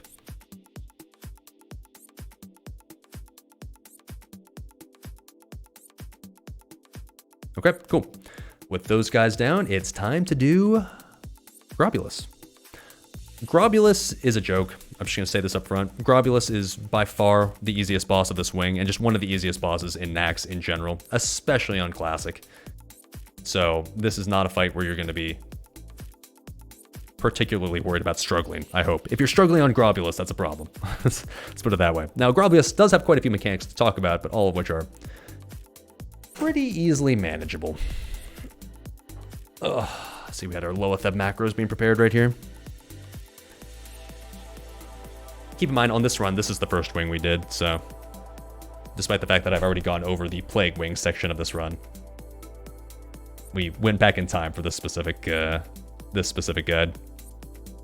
Okay, Grobulus. So, as you can see, Grobulus pats from the center of this room right here, up this ramp all the way to the top. And remember how we were looking at Grobulus earlier? How he spawned those sewage slimes in the middle of the room at the very top of his, like, the little balcony area in that second room of the wing? Well, this is where that is. He goes up the ramp, goes up here, and then at the end here, he gets the little balcony area. So kind of, you literally come full circle. So generally speaking, what you want to do is you pull Grobulus when he's padding back down this ramp right here, because you want to start Grobulus in a spot that is on the outer perimeter of the room. I'll get to why here in a second, but this is the traditional way to pull Grobulus. Will it actually be necessary truly to pull Grobulus like this? Probably not, but this is the safe way to do it. Okay, so you pull Grobulus. Cool. Now, my melee POV on this fight is kind of shitty, so I'm going to show you a different POV after this one's done, because it's hard to illustrate what exactly goes on in this fight when you just see a melee POV and nothing else. So let me first things first talk about Grobulus's mechanics. First things first, Grobulus has 2.5 million HP. So for context, a boss like Flamegore has 1 million. So Grobulus, while he has a significant amount of HP, it's nothing that you can't pretty quickly blast down. For example, Onslaught was killing this boss in about a minute on the PTR. Now that is with the damage buff, but I would say your average guild, even if you don't have world buffs, will probably kill Grobulus in about, at most, maybe 3 minutes or so, ish. So I guess by current boss standards, maybe a long fight, but for Naxx, it's a relatively short fight. All right, so first things first, the most notable mechanic of this boss fight is going to be his poison clouds. And his poison clouds is what's going to necessitate specific positioning of this boss, and it's going to necessitate that you move the boss constantly throughout the fight. So let's stop things first here, okay? See this ring on the ground right here, this green ring? Grobulus periodically throughout the fight is going to drop these poison clouds, these clouds that look like green rings. And he drops them on the classic PTR at least every 14 to 17 seconds or so. And once he drops these poison clouds, they will remain in this spot and expand outwards over time. So when I say expand outwards, they start in just like basically just a single point of just like one little poison cloud. And as time goes on, the radius of the cloud grows larger and larger and larger and larger to the point by the end they've got like a 30-yard radius.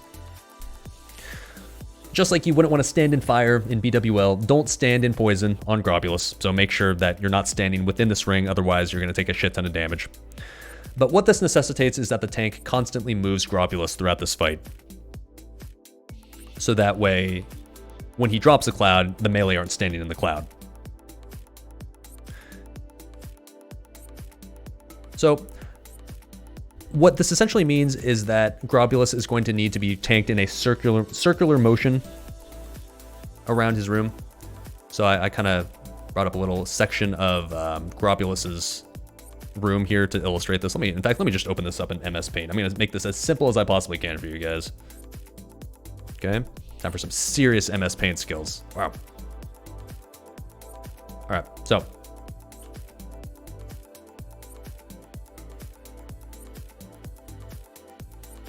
you're probably going to pull Grobulus around right here, okay?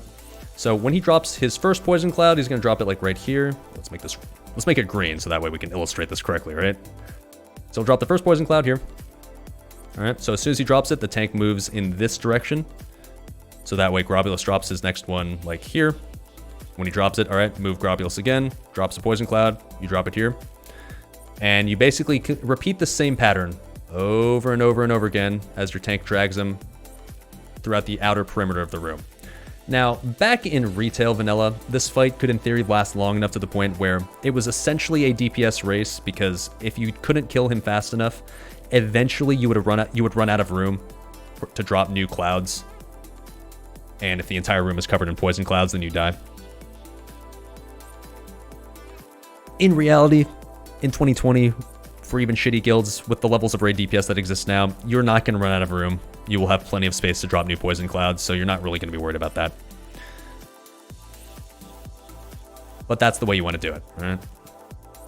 So dropping them like this, and keep in mind, like eventually at the end of this fight, this initial ring right here will have grown in size to like this size instead. So it's going to be, they're going to start overlapping eventually, which is fine as long as you drop them in the right place.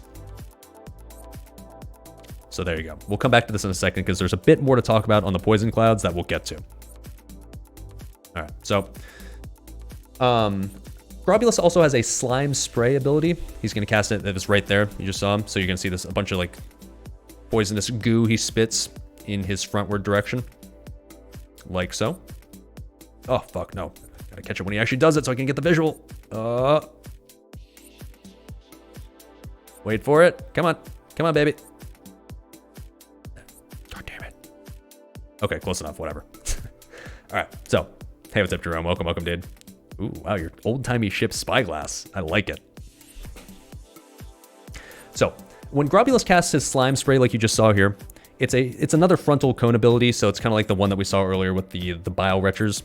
It's just a frontal cone that is essentially a cone of cold, but a poison version of it, that will hit everything in a frontal cone within about 15 yards or so for 3.2 to 3.6k nature damage. So it hits for quite a bit. And for every player that gets hit by the slime spray, it's gonna spawn one of these fallout slimes right here. And they're just like little blobs, like just little slimes once again that don't do a whole lot, but they are there. They just like the rest of the slimes that you encounter in this wing. They're gonna have like an AoE nature damage aura. It doesn't do much. It only does like 300 nature damage every 3 or so seconds. But so if you just get one of these, it's not a big deal.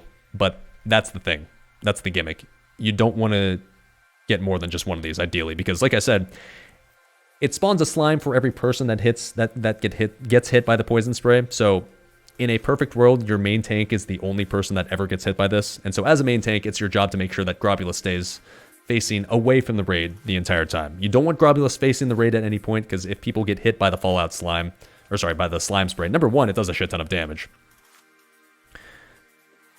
And number two, it's going to spawn a slime for every player it hits. So like if it hits 15 players, it spawns 15 slimes, and all of a sudden, even if the slimes, just like the single slimes, aren't that scary, 15 slimes is enough to the point where they're going to run off in random directions and start murking your healers. So as a main tank, your job is move this guy in a circular motion around the room and making sure to keep him faced away. And as a melee, make sure you don't run in front of the boss at any point. Like obviously, you don't want to do that on any boss, but especially this one.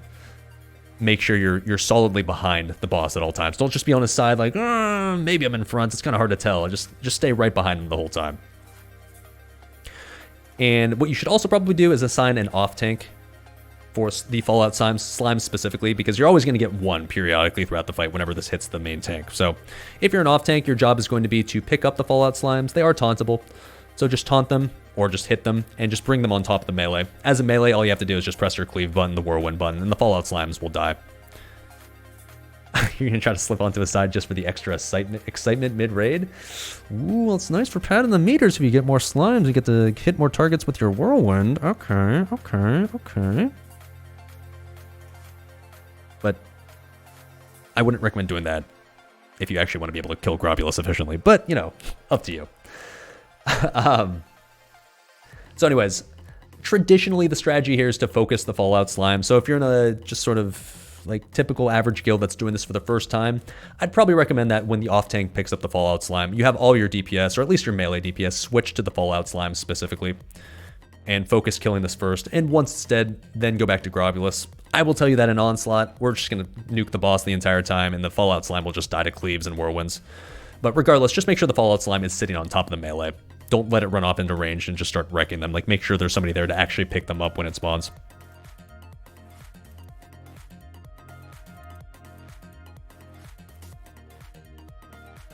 Okay. And then, really, the only other thing to worry about on this fight is what's called the mutating injection. What's up, Raquisha? Thanks, dude. Glad you're enjoying. All right, so the mutating injection. You're going to see periodically throughout the fight, I get these alerts saying, Mira has been injected. Anti-Fragile had been injected. Wait for another one here. Okay, Void Zone has been injected. So what does that mean? Periodically throughout this fight, basically as soon as it starts and the entirety of the rest of the fight, Grobulus will cast a mutating injection on a random person in the raid about every 10 to 15 seconds or so. This is a... Jesus, Raquisha. This is a disease that's put onto a target that lasts for 10 seconds.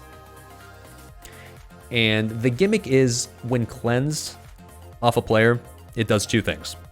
Number one, it does a bunch of AoE nature damage to everybody around the person that the disease has been cleansed off of. So if you cleanse it, it does about 1.2 to 2k damage, both the person that gets cleansed and anybody around them as well.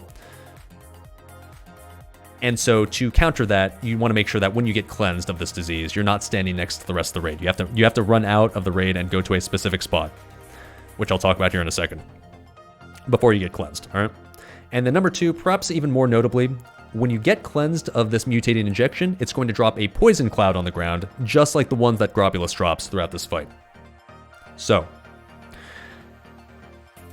if you get the mutating injection, let's go back to our MS Paint here, you have to run to a specific spot to make sure that you drop your poison cloud in a non-shitty spot. Because if you're part of the ranged core right here, you're standing out here, like let's say this is where the ranged are standing, and Grobulus is moving in this sort of direction. Actually, let's say, based on this map here. Okay, so Grobulus, you're the ranged right here, Grobulus is standing like right here. Let's say you're a caster that gets the mutating injection. You're going to want to assign either a priest or a paladin or shaman to cleanse the disease, but you got to make sure that when you cleanse it, the person who gets cleansed is standing in a safe spot. You don't just want to immediately cleanse the injection, because like, for example, if you're a melee DPS that's standing here, you get the mutating injection and you just get cleansed immediately, the AoE damage will hit all of the melee and drop a new poison cloud on top of the entirety of the melee. Same for the ranged. If you get cleansed here, it hits all the ranged, all the healers, and you get a poison cloud, so it forces all the healers in range to move out of that poison cloud. So if you get the mutated injection, what you want to do, oh god, what you want to do is move to the back of the poison cloud line. So for example, let's say you're in the range, you're the ranged guy, and you get the mutated injection. It means you run this direction. Get back to blue. Run this direction to the back of the poison cloud line right here. And then whoever's assigned to cleansing, then they cleanse you once you're in the spot. It drops a poison cloud back here, and you're safe. And so you just continue this process. You keep adding to the back of the line.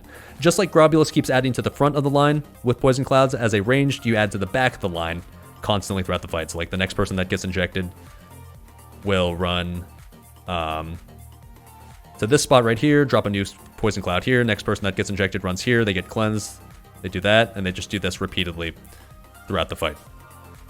Hey, what's up, Napkin Snackin', coming in hot with that tier 1 sub now for 2 months. Appreciate it, dude.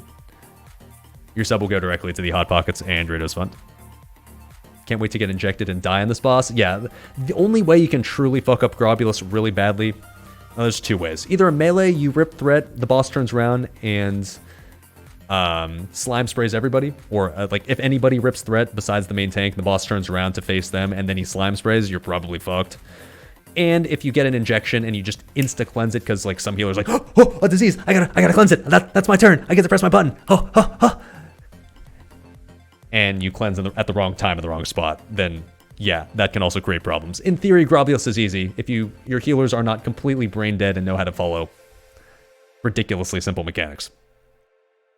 So I'm gonna show you guys a video of the Boomer curse versus Grobulus video, like the Ultra Boomer version of doing this boss. This will be sort of showcasing a more traditional Grobulus of what it might look like. This also gives you a decent POV as to what happens when you get the mutating injection. Okay, so you pull Grobulus, there he comes, cool, hi. Now they're gonna start rotating the boss in the opposite direction as the strat I'm showing you. It doesn't matter which direction you rotate. You can go clockwise or counterclockwise. Doesn't make a difference.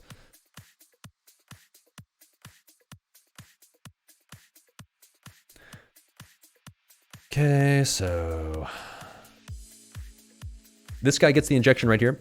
When you get the injection, it's going to be easy to tell because number 1, DBM will alert you, but number 2, you're going to have like a bunch of like this giant shimmering glow all around you, so that makes it very obvious on your character model that you have it.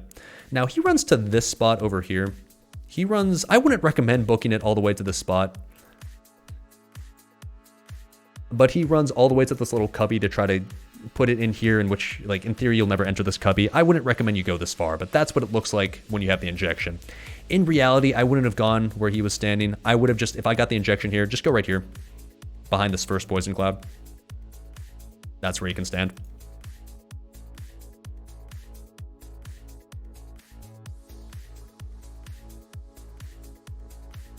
But you can see what happens once his debuff expires, right? He drops the poison cloud.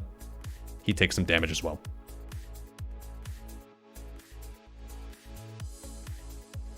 And so once you get the injection, once you drop it on the ground, you just run back to the raid, continue doing your thing. Did he pop a swiftest spot? I didn't see that. What a gamer. Needs more info on a screen. I mean, hey, our resolutions we were running in 2006 weren't exactly wonderful, so you had to work with what you had here. So anyways, as you can see, the tank is slowly but surely dragging Grobulus around the room. This fight is going to take a lot longer in this video than it will on Classic. We had some dumbasses. Whoever's dropping Poison Cloud back here, I mean, this is the way they were doing this. They were just, I don't know, run to the back of the room, I guess, and just drop it in somewhere over here. You can see, by the way, gets another Poison Cloud there, drops it there. In reality, this is a dumb strat they were using. Just drop it at the back of the line. Don't just pick some random spot in the back of the room. And then you just continue on your merry way. So you can see the tank over time, dragging it. By the way, they were not using any melee on the boss. They just had all the melee stay out and just like fire their guns. I guess because they didn't want to have to worry about the fallout slimes, and they didn't want to have to worry about the poison clouds that were being dropped. In reality, please don't have all your melee stay out. Your melee can absolutely DPS on this boss. Oh, the melee. Oh, a slime spawned. Oh, we get to kill it. Let's do something. Oh, let's attack the slime. Oh, there we go. Yes, I get to press my buttons. This is 2005 strats at its finest.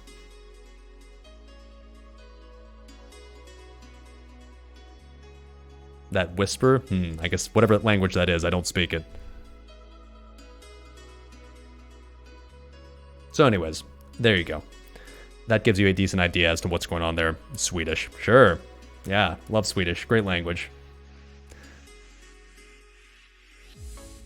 So in reality, like I said, as long as your healer's half a brain and know when to cleanse the disease, and as long as you know where to run when you cleanse the disease, this fight is otherwise a joke overall. The only other thing to talk about on Grobulus is the fact that when he gets below 30% health, he will start casting the mutating injection more frequently. Below 30%, he starts casting it closer to every 5 or 7 seconds instead of every 10 to 15 seconds, so basically twice as frequently. But you just keep doing the same thing. It's not hard. Like, in theory, that mechanic would cause, like, oh, we're gonna run out of room soon. Oh, can we kill the boss before we're out of room? But in reality, like, yes, you will. You'll be fine.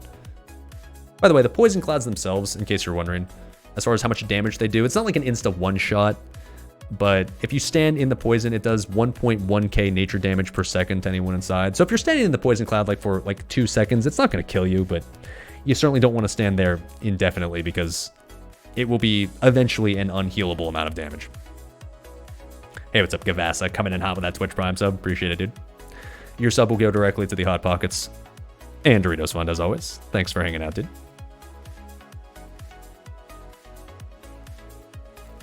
And so, you keep going balls to the wall. Grobulus dies. Easy fight. The good news is, there's no trash. You just run to the next boss. Cool. So we're going to run to Gluth. Personally, as a mage back in the day who used to be a kiter on Gluth, it might be my favorite fight in Naxx. As a melee, it's nothing special, but as a caster specifically, Gluth is really, really fun, especially if you're assigned to kiting. Now, before I do that, I think I'm going to take a piss, because goddamn, we're already like 2 hours into the sky, and we still have 2 bosses to go. And then, might grab something to drink real quick, but Mage Solo Kite Strat Inc. We're going to watch the video of the Mage Solo Kite. I'm not going to recommend that people do it, but we're going to talk about all sorts of strats you can use on Gluth here, because it all comes down to how you want to try to kite this fight. All right, be right back, kids. Let me take a quick piss, get myself something to drink, and then, believe it or not, we're only like, you're kind of like 2/3 of the way done, maybe. This, I would say Abomination Wing is probably the longest wing, maybe only rivaled by the DK Wing. And there's certainly the most stuff to talk about. When I was doing the preparations for this guide last night, it took me like 3.5 hours just to write down all the shit that I'm currently using for my notes here, just because I was like, holy shit, there's a lot of mechanics in here, which makes it fun. That's a lot to talk about. All right, be right back, kids. Enjoy the pleasant view of the slime tunnel right here.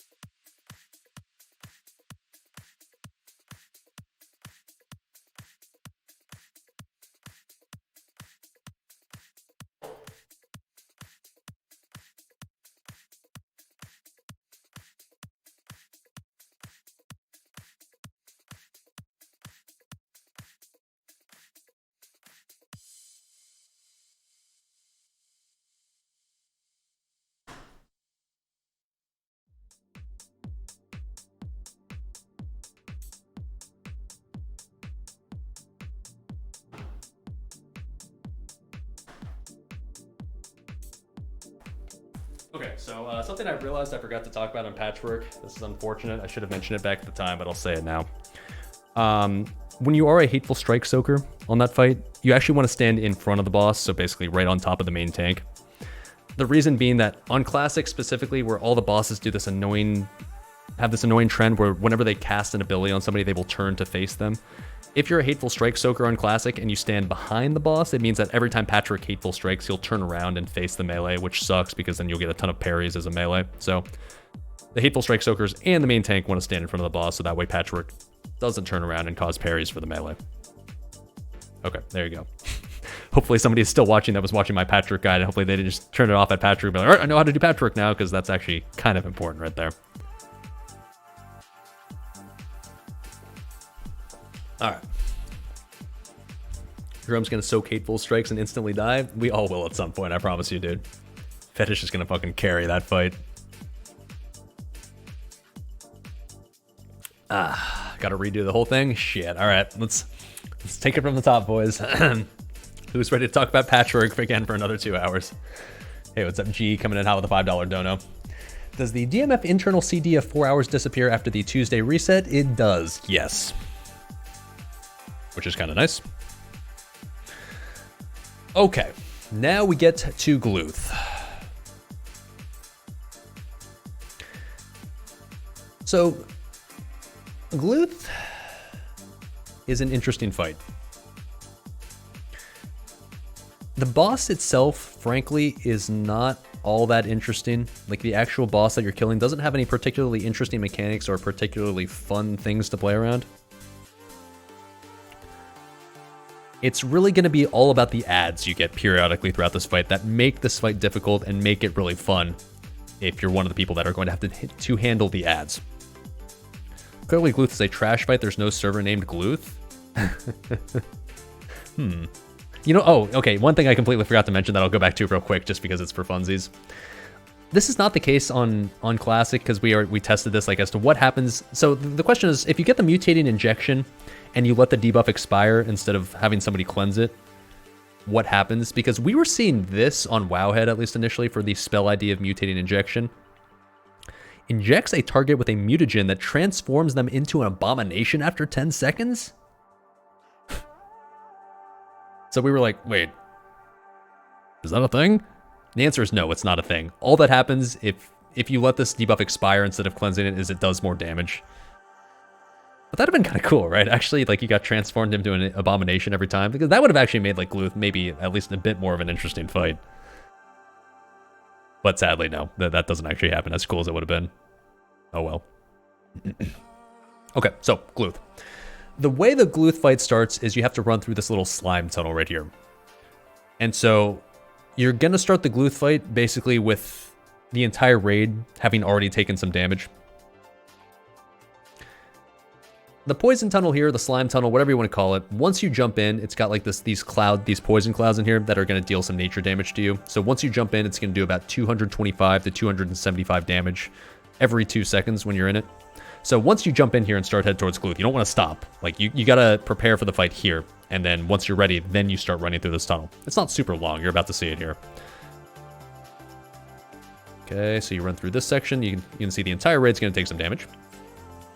By the way, something to note, there are some holes in the floor near the end of this tunnel, so make sure you hug the right side of this tunnel. Don't be that guy that falls through the hole in the Gluth tunnel, okay? Because you can absolutely fall through here. Don't do that, please. And then, eventually you get to the boss room, which is right here. Oh, nice. And then, so what's going to happen is, once you jump down, you're also going to take a bit of fall damage here at the end. So you're not only going to take some nature damage, but you'll take some fall damage as well. So realistically, this is what the raid frames are going to look like at the start of this fight. Everyone's going to be sitting at like about 60% health or so. Narrator Jerome fell through the hole in the Gluth tunnel. Oh, plenty of people will, I guarantee you. It's going to be a thing. Trash will saying free pop a GNPP, then a lip when you fall down, of course. Okay, I could have mentioned that. If you want to, it's an option to pre-pop a nature protection potion before you start the slime tunnel. Is it necessary? No. but if you're a tryhard, you can do it. I should have mentioned, you can also pre-pop a Greater Nature Protection Potion before Globulus too if you want to. Once again, not purely necessary, but it does help mitigate some Poison Cloud damage, or like if you get a rogue slime spray on the raid, it does help mitigate the slime spray.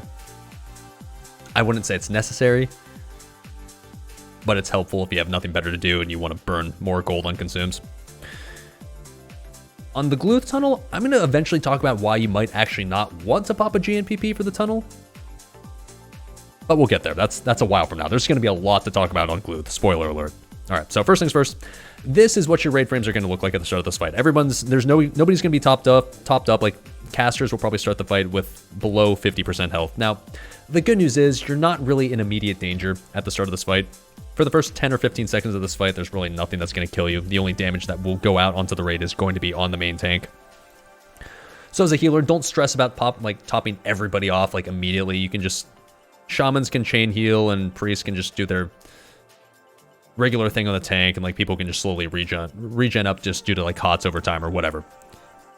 Okay, so when you initially pull Gluth, what you want to do is pull him to the back of the room like this. I don't know why the door was open here. That was kind of silly, but you want to pull Gluth all the way back to the opposite side of the room in the back from where you started, from where you jumped down. There's a couple of reasons why you do this. Number one, there's going to be a fear, so it's advantageous for the fear. I'll get to that in a sec. And you're also going to want to max range the adds that are going to spawn later in this fight. Once again, I'll get to that, but I'll give you guys the magical image of Gluth's room here that we'll play around with on paint. But basically, you start, this is the end of the tunnel down here. Okay, so you start here. You jump down, Gluth will be standing like right here. So you jump down, Gluth aggros, comes towards you as a main tank. You pick up Gluth and you drag him all the way back to this little door here. Like, this is the door that blocks the way from continuing onwards. So you drag him all the way back to the door, and as a main tank, you want to have your back against the door. Like, nudged into a corner here. Like, it's kind of hard to tell. In fact, Prows wasn't actually using this exact corner right here. It doesn't matter that much, but ideally what you want to do to mitigate the amount of distance your tank is going to get feared is have your back against the wall. Kind of like they were trying to at the start of this fight, at least. Okay, so first things first, Gluth, the boss itself, only has a couple of abilities you're going to have to worry about. Number one, he does a mortal wound. So it's identical to the mortal wound you see on Fankris. Most people are like, wait, Fankris has an ability? Yeah, he does actually. Most people just don't pay attention to it because Fankris dies so fast. But just like Fankris, Gluth will stack up a mortal wound on the tank that will reduce the healing done on the main tank by 10% per stack. So if you nuke down like Fankris fast enough, your main tank never gets enough stacks to the point where you're actually worried about it. And you can kind of actually do the same thing on Gluth. Onslaught, for example, we will kill Gluth so fast that we'll never have to tank swap. We can just have Gluth on one tank the entire time. He'll just take some mortal wound stacks, but never enough to the point where the tank can't be healed anymore. Because eventually you get to that point, if you get 10 stacks, the tank can no longer be healed and you have to tank swap. The thing that makes Gluth a little bit more challenging is the fact that he is not tauntable. Fankris, dealing with the mortal wound is pretty easy because in theory, if that fight takes long enough, all you do is just have a different tank come in and taunt and he starts taking mortal wounds instead. Gluth is not tauntable, however, so if you eventually are forced to do a tank swap, and if your Gluth takes long enough, you will have to do it. There's a couple of ways to tank swap on Gluth, neither of which are ideal. Number one, you can have your off tank be fighting for threat the entire time. And as soon as your main tank is has taken too many mortal wound stacks, then you can just have the main tank stop attacking. You can have the off tank try to catch him and pass him. And then once Gluth gets aggro on the off tank, the off tank just starts tanking him. Okay, there's a third strat. I guess, yes, what my Nestor just said, you can bop the main tank, I suppose. At least once the off tank is getting close on threat, if you bop him and it goes onto the off tank, that can kind of be an effective switch. You could technically do the same thing with a lip as well, if you want to. But keep in mind, that doesn't drop the main tank's threat completely, only temporarily drops him. And so the off tank would have to be within 10% of the... within 10% of the main tank. Yeah, technically you could DI him if you really want to sacrifice a paladin, but I wouldn't recommend that. The other way of doing it, if you want to be a ultra mega tryhard, is to have your main tank pop a Flask of Petrification, because that will completely drop all of his threat. But that's a pretty expensive way to to do a tank swap. So in reality, you probably just want to have the off tank competing for threat. Now, like I said, Onslaught specifically, and I suspect a lot of most above average guilds will be capable of killing Gluth fast enough to the point where, especially if you have world buffs, where you don't need a tank swap. On the PTR, the Mortal Wound was going out exactly every 11 seconds, and so you can heal the main tank up to about 8 stacks, or maybe even up to 9 stacks if your healers are really spamming. So that gives you in reality up to about 90 seconds to kill this boss before you have to tank swap. Gluth has 1.67 million HP, so can you kill this boss in a minute and a half? Yes, absolutely. I'm not saying that every guild will be capable of doing that, but it's with a above average amount of raid DPS, you can do it. So like Onslaught will do it. Even like your average semi-hardcore guild will probably do it, especially, like I said, if you have world buffs. 90 seconds with Gluth sounds like heaven. I mean, if you're into the sort of like zombie dog sort of fetish, like, hey, I'm not gonna judge. I suppose you could Fell Run Hubbard, sure. To be honest, I'm not gonna talk about tank swapping too much on this fight, because I'd say, like I said, most guilds, or at least a decent chunk of guilds, won't need to tank swap on this anyways. Alright, so, the other thing, like I said, he does have a fear, so you can see people get feared right here.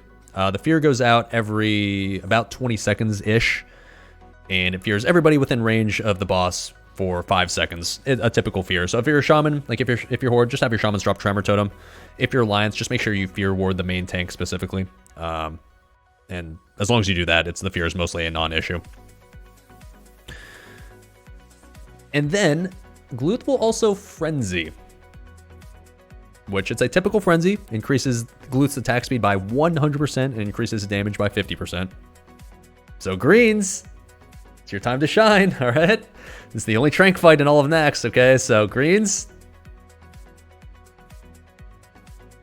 please, just fucking Trank, okay? This is the one time, the entire raid you're gonna have to do it.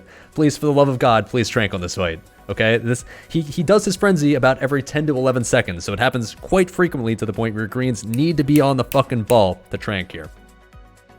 This is not a fight as a hunter where it's just like, oh, it's time to get my sick fucking parse as a hunter. Oh, I'm gonna press my buttons. Oh my god. Oh, look at all these multi-shots, the aim shots. No, okay. Gluth frenzies quite frequently to the point where you need to make sure that your Tranks are on the fucking ball. Otherwise, you pull an Onslaught and have half your melee die because the hunters forgot to Trank Uhuron. Okay?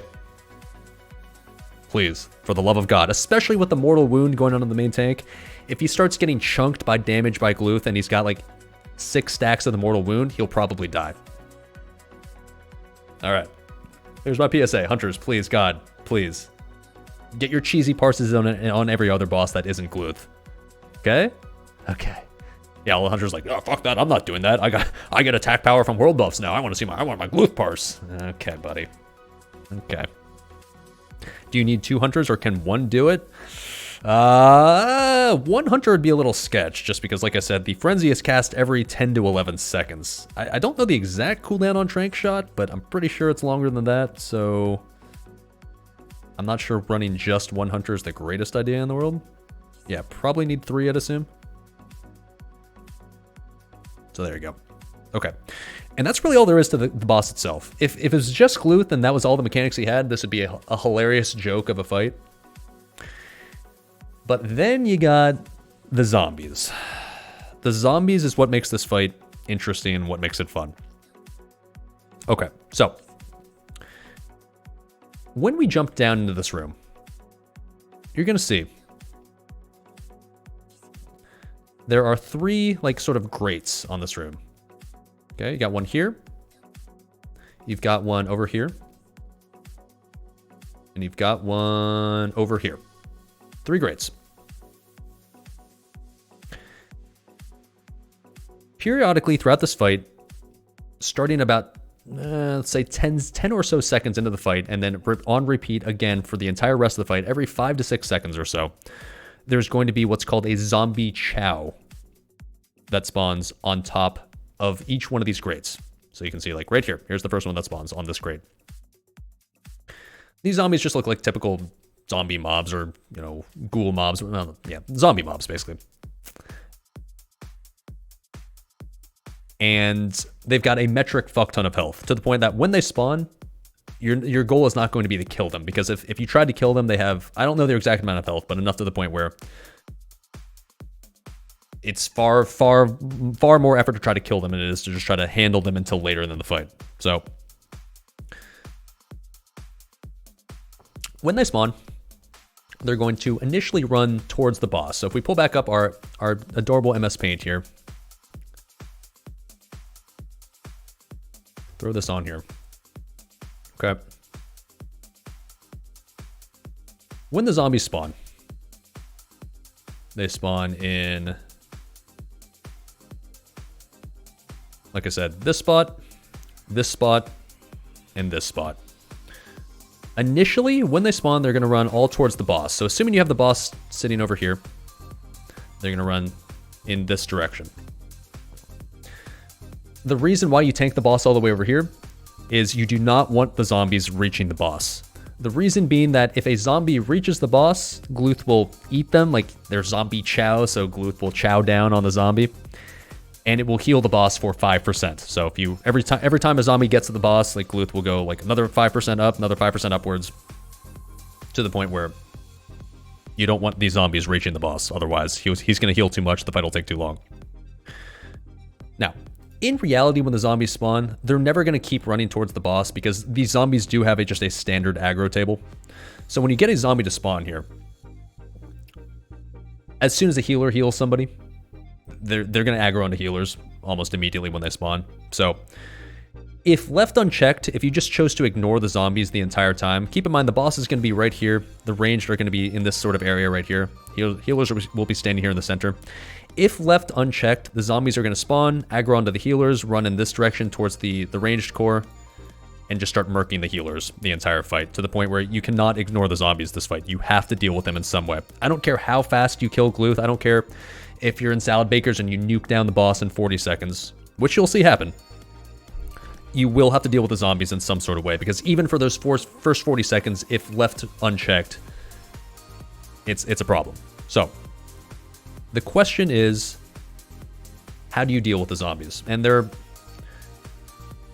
are many ways to deal with them. And we're going to at least go over the basics of how you want to deal with them. I could spend an entire stream talking about just how to deal with the zombies on Gluth. At the end of the day, it's going to be up to your guild to find the best specific strategy for your specific guild, because it's kind of going to be dependent on a few players to carry.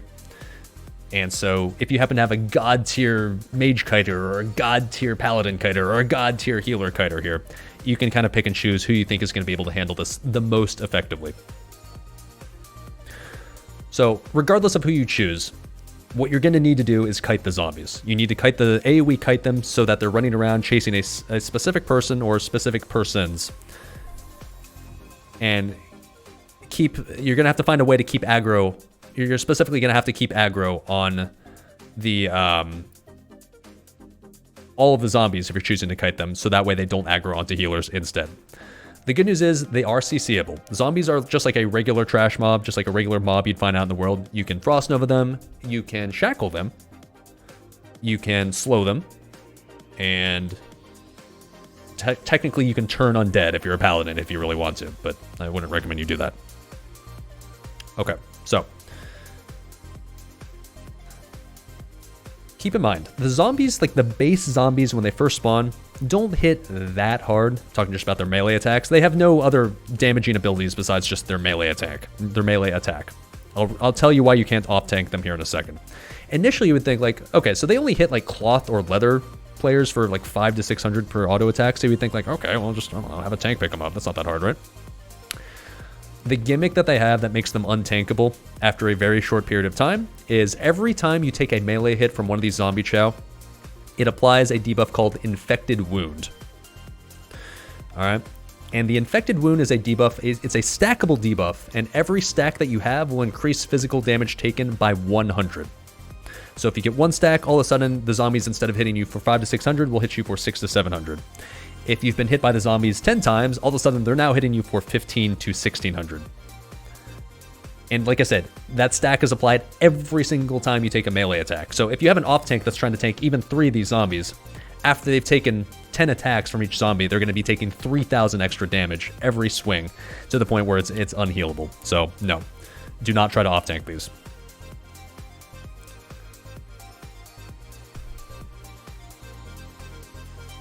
So how do you kite there? How do you kite these? There are a ton of different kite strategies that people came up with over time, both on retail vanilla and on private servers. And let's talk about at least the most popular ones, and I'll show you guys some video examples of each one as well. The traditional way of doing the kite, and probably the most foolproof way, is to use 3 frost mages, or you could even use up to 6. Like, okay, let's talk about the absolute most ridiculous brain dead strategy possible first, okay? This is going to take by far the most preparation, by far the most amount of time just to prepare for, specifically for Gluth, and by far it's the most pain in the ass. But what you can do is have 3 frost mages that are spec'd into improved blizzard. Periodically throughout the fight, each one of those mages will spam rank 1 blizzard on top of these grates right here. So you'll spam improved blizzard. Ooh. Come on, blue for blizzard. There we go. You'd spam improved blizzard in this radius right here over each grate. So that way, every time a zombie spawns, they're slowed in these areas right here. And then you can have 3 more mages, 1 for each grate, spam arcane explosion and run them in a circle around the radius of this blizzard. Keeps them slowed the entire time. This is the foolproof brain dead strategy. This pretty much guarantees that you can kite the zombies with ease. The problem is, like, I assume your mages are not coming into Naxx as Frost. And so, first of all, it requires that you have 6 mages in your raid. And if you do have 6 mages in your raid, it requires that all of them respect to Frost just for Gluth. And then you just have 3 of your mages doing nothing the entire fight but spamming improved blizzard. Like I said, it's foolproof. If your guild just absolutely wants to get Gluth down and you just can't do it, and you're just like, Jesus Christ, how do we deal with the zombies? I just want a way where it's like, I don't even have to think. We just like do the fight and it's brain dead easy. This is how you do it.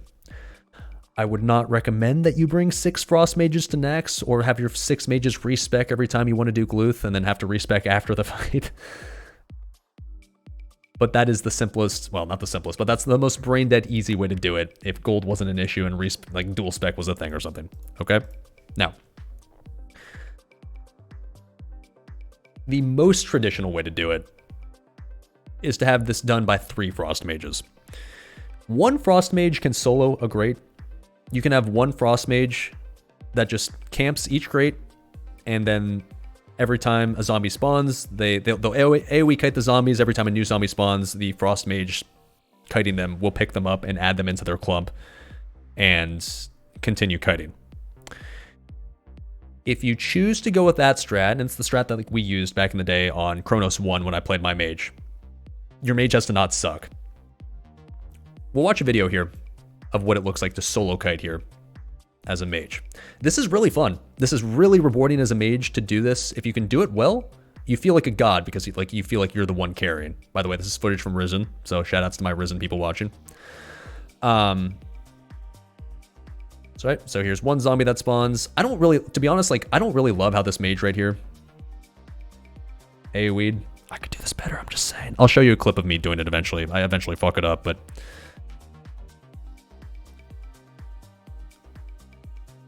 Okay, so he's a zombie that spawns. He gets another zombie that spawns here. Now, he actually has the benefit of a tank helping pick these up. So he's not truly solo cutting this grate right here. Technically, though, as a mage, it is possible to do this without any sort of assistance. It takes some getting used to, but as a frost mage with improved, or with permafrost, you don't need the warrior here assisting. You can see the warrior here is assisting with Piercing Howl. I'll get to ways you can kind of cheese it here eventually, but you can see, okay, another zombie spawns. He novas. He fucks up here with a nova. That was a terrible nova there because he missed like all of them except for 1. So honestly, I don't love the way this mage did it, but he got the job done well enough. Now you can see, okay, he just took a shit ton of damage from the zombies there. you can really only fuck this up once as a mage. If you fuck up more than once and get hit by a bunch of zombies at once, and you take enough infected wound stacks right here. Okay, so right, he gets hit by all those zombies at the same time. He gets like, oh, really low in health. He now has 9 stacks. That means that each zombie here, every time they do a melee attack, will hit 900 damage more than usual. If he takes another round of hits from zombies, if he fucks up again on the kite, he gets one shot. He's dead.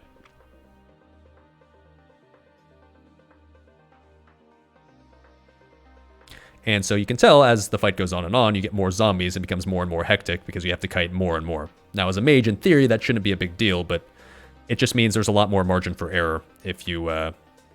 now it's probably time to Nova. There you go. It just means that like it makes it harder and harder to keep all of them in check. But you can see, this is why. This is really, really rewarding as a mage. It's so much fun to do this properly because you literally are carrying this fight if you do this properly. But it's not easy. It takes a lot of practice to get good at this. Because eventually you can see, this is a shit ton of zombies. Okay, and here's the decimate. We're going to stop here. I will say as a mage, let me just go over the quick order. If you choose to do it this way, if your guild chooses to do it this way and you're a solo kiter, I might show you this eventually, maybe in practice, if I get a chance to do this on live. I don't know if I will. Honestly, I probably won't, but here's the way I used to do it, all right? Keep in mind, zombies spawn every 5 to 6 seconds. So here's, generally speaking, the rotation I would use as a mage to solo kite a Great. This is a frost mage, by the way. You need to have permafrost to make this work. But if your guild goes this direction, and this is the traditional way to do it, this is the way I'd go, okay?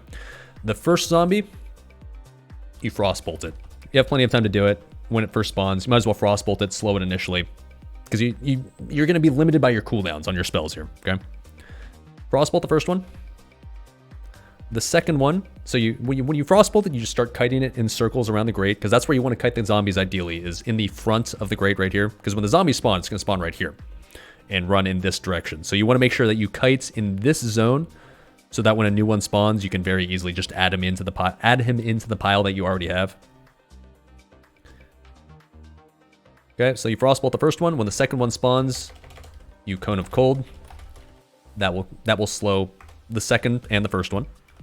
The third one, you Frost Nova. So when the third one spawns, you Nova all 3 at once, okay? When the fourth one spawns, this will be when the Frost Nova is about to expire, you Cone of Cold again. The fifth one is when it starts to get a little bit tricky, because the fifth one, Cone of Cold's on cooldown, Frost Nova's on cooldown as well. The fifth one, when it spawns, you either want to Fire Blast it, or you can use Counterspell. Counterspell, keep in mind, while it's not going to silence or interrupt anything, Counterspell, if you read the tooltip of Counterspell, is actually a very high threat ability. So Counterspell is a great way to pick up a solo zombie here that just spawned, because it's going to do a shit ton of threat on them initially, and you can pull it from quite a bit away. So ideally what you want to do, it's a little hard to illustrate, but when the fifth zombie spawns, you're going to want to wait until it's like max range of your Fire Blast or Counterspell, because it's going to start running in some random direction. When it's really far away, then you Fire Blast and Counterspell it, so then it has to run a long direction towards you. By the time it covers all of that distance to get to you, then your Cone of Cold should be off of cooldown, and you can Cone of Cold it. This should also, hopefully, maybe, ideally, hit the 7th zombie that spawns. And so you get the 7th one as well. Now, as a mage, you want to run ice armor for this fight, because if you do fuck up at some point and a zombie hits you, if just one hits you, it's not really the end of the world. But you want to be able to use ice armor to kite them as well. And then after this, by the 8th one, you can Frost Nova again, and now you kind of just continue this cycle forever. The only tough one is hitting the one that happens after the second Cone of Cold. So basically, after you Frost Nova, and then you Cone of Cold, the zombie that spawns after that in that rotation is the one that's hard, because then your Cone of Cold is still on cooldown for a while. Like I said, I wish I could illustrate this on stream. I'd love to be able to just like fire up some random ass PTR and just like show you this rotation, because a good mage needs help from nobody. A good mage in theory will never get hit by a single zombie doing this, and will never need the assistance of anybody else's slow. I would say as a mage kiter, some good items to bring to sort of help you out and make this a little bit easier on yourself is number 1, the 5-set bonus of tier 2 to increase the radius of your arcane explosion, because it's periodically a pretty good idea to spam rank 1 arcane explosion throughout this process to keep threat on the zombies, because otherwise, like, if healers are going ham, they might rip threat off a zombie that just spawned. If you have Blade of Eternal Darkness, super OP as well, because the mana restore is going to be helpful, because mana will probably get tight here by the end of the kite rotation, right before Decimate happens. And then stuff like speed items. So Nifty Stopwatch, equipping that's not the worst idea, because if you fuck up and miss with a Cone of Cold and all of a sudden they're running at full speed at you, you can pop your Nifty and just kite them in a circle with Nifty until your next cone comes up here. Do grenades work here too? They would, yeah. Grenades, not the worst idea either. The problem is if you grenade and then miss one of them, that kind of sucks, because then you've got one running free towards you while the rest are stunned and they get unclumped. And then if you have like the Cenarian Circle rep ring, the Wrath of Cenarius, also not the worst idea to use here. Okay, so that's how you do it as a solo Frost Mage. I suspect most guilds probably won't want to bother with this, because there's not going to be a mage that wants to come in and do all of Naxx's Frost, and most guilds aren't going to have the patience to wait for mages to respec to Frost just to do Gluth. That's what we used to do in my old guild on K1, but I suspect most guilds, especially with 50 gold respawns, won't be super enthused by the idea of doing something like that. By the way, if you want to see me kiting back in the good old days, I wish there was more clips of this. I don't have as many clips as I wish I did of me kiting from back in the day. And I only have this one, and it's me eventually dying and fucking up, but you can see, here's how I did back in the day following that rotation I was just talking about, right? I Frost Nova'd right there, new one spawned. Cone of Cold, I actually missed that guy, whoops. Good. Frost Nova'd again, because I fucked up with that, so I had to Cold Snap. Whoops, or with that Cone of Cold. Okay, new one spawns, Cone of Cold. Okay. Oh, God, I missed Private Server Cone of Cold, it was so much more comfy. Rank 1 Arcane Explosion, just to take advantage of, just to get some threat. So this one I see yes, so this is the tough one right here, like I said, remember? This is the tough one where it spawns, your Cone of Cold still on cooldown here for a split second, so you need to wait for him to get far away, then you counterspell him as he gets close, then you Cone of Cold, boom. Okay, then your Frost Nova is going to be up for the next one. When it spawns, you Nova here. Cool, just got that one. Then you wait as long as you can until this one spawns, and then you Cone of Cold here. I'm going to fuck this up, but I needed to be closer here is what I needed to do, but this next one that just spawned right here is now Cone of Coldable, so you pick it up that way, and then ideally, half the zombies don't get... you don't miss half the zombies with your Cone of Cold, because if you do, then you die. What the fuck? Yeah, you fucked up there, Dali. What the fuck was that?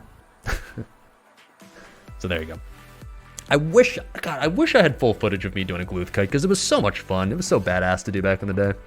This is the only one of the few remaining remnants of that, sadly, but link the clip. All right, I got you guys. It's back in the good old days. So anyways, now, other kiting methods.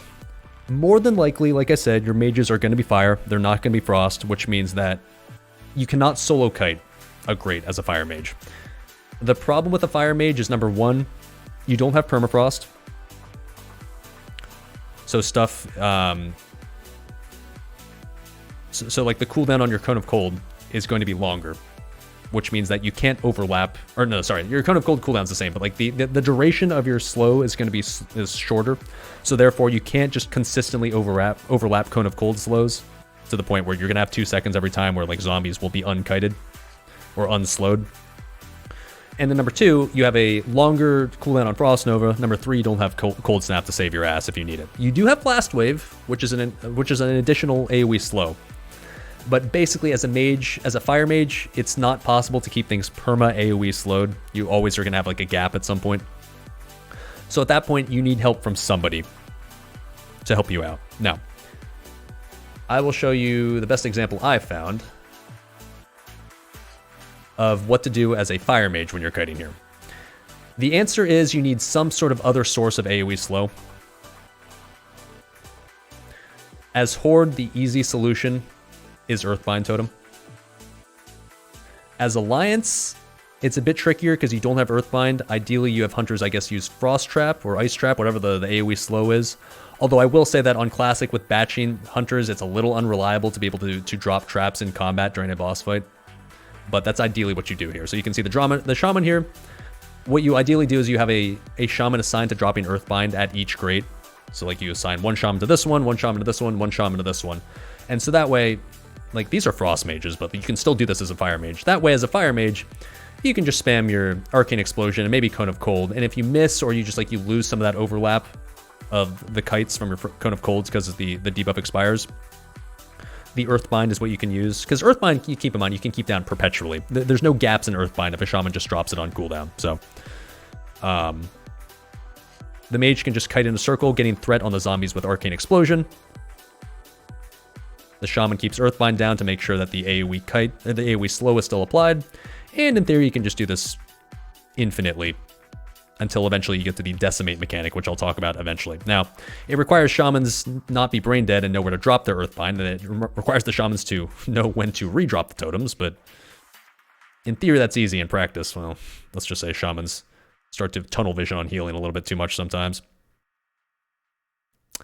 So yes, this is easier probably for Horde than it is for Alliance because we have Earthbind. Now, the other way you can AoE kite is you can also use warriors that are spec'd into Piercing Howl. It kind of sucks because number one, it requires 3 warriors to spec into Piercing Howl, which you wouldn't really normally typically include in your PvE spec. You can fit it in. It's at the expense of either a point in improved Battle Shout or a point in like,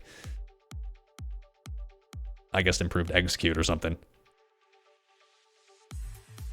But if you want, you can have a warrior that just constantly follows the mage around in place of the Earthbind totem, and he can just spam Piercing Howl every time a new zombie spawns. I am not going to try to say that one strategy is better than the other. Like I said earlier, it's kind of player dependent. It's just kind of depending. It kind of depends on how much you want to rely on these specific people that you choose to kite, because whoever you choose to kite, regardless of the strategy, you should choose players that are fairly reliable and aren't completely brain dead, that actually know how to do this, okay? So you can't be asleep at the wheel. This requires a lot of concentration. This requires a lot of coordination to do properly, okay?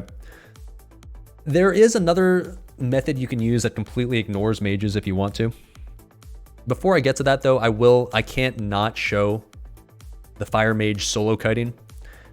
In Vanguard on Chronos 1, they actually used a single mage to kite all 3 of the Greats, and all they had, I think, was a warrior using Piercing Howl. So this is a Fire Mage that's going to tank, or that's going to kite all 3 of the zombies that spawn on, like, all 3 of the Greats. And all they're going to do, all that's going to rely on, basically, is a warrior that's spamming Piercing Howl.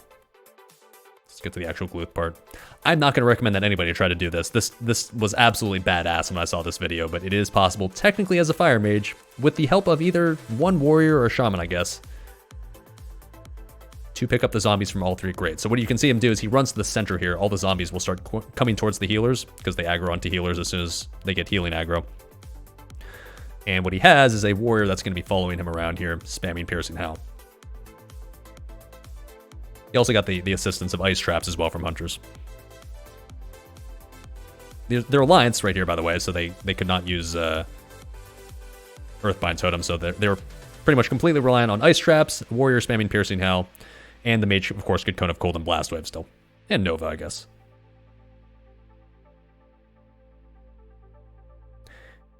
If you have like a God tier AoE kite God X mage in your guild, you can try this if you want to, but this strategy right here completely relies on the mage not sucking. And as a mage, don't be fooled, this is extremely difficult. Because even if one zombie gets out of place, if even one thing goes wrong and you get hit by even like a couple of zombies, it's pretty much GG from there. But yeah, this is what this to this day, watching this video is still fucking ridiculously cool, because like I know how ridiculously hard this is as a mage right here, and the fact that he pulls it off like this is so mind-blowingly cool. You can see that's a lot of zombies after a while. No way you can do this shit with batching. Yeah, with batching and leeway, this is going to be even scarier. On P servers, this was made relatively easy by number 1, a very generous cone of cold radius, and number 2, the lack of leeway. I'm not going to say this isn't possible in Classic, but it's going to be even harder. Does the zombie damage count on logs? I have no idea. My suspicion is it probably won't, but I don't really care, frankly. All right, so there you go. Now, the final way that this can be done, well, not the final way, but like the other reliable way you can do this is actually what we did in this run. Now, you can't see it, unfortunately, because I'm just too busy looking at Gluth's ass the entire time. But the other strat you can use is you can use a healer kiter. This is easier on Horde side than it is on Alliance side, but technically either faction can do it. What you can also do is take advantage of the fact that the raid does not start this fight at 100% health. So for example, when you go back to the start of this fight, god damn it. When you go back to the start of this fight, you can see the vast majority of the raid is sitting in the neighborhood of 50% health. If you want to use the healer kite strategy here, you actually do not want to heal anybody up. So healers using the strat would just ignore the entire raid and just only heal the main tank, Prows in this case. And what you're going to do is instead just have one healer start spamming HOTS on everybody in the raid.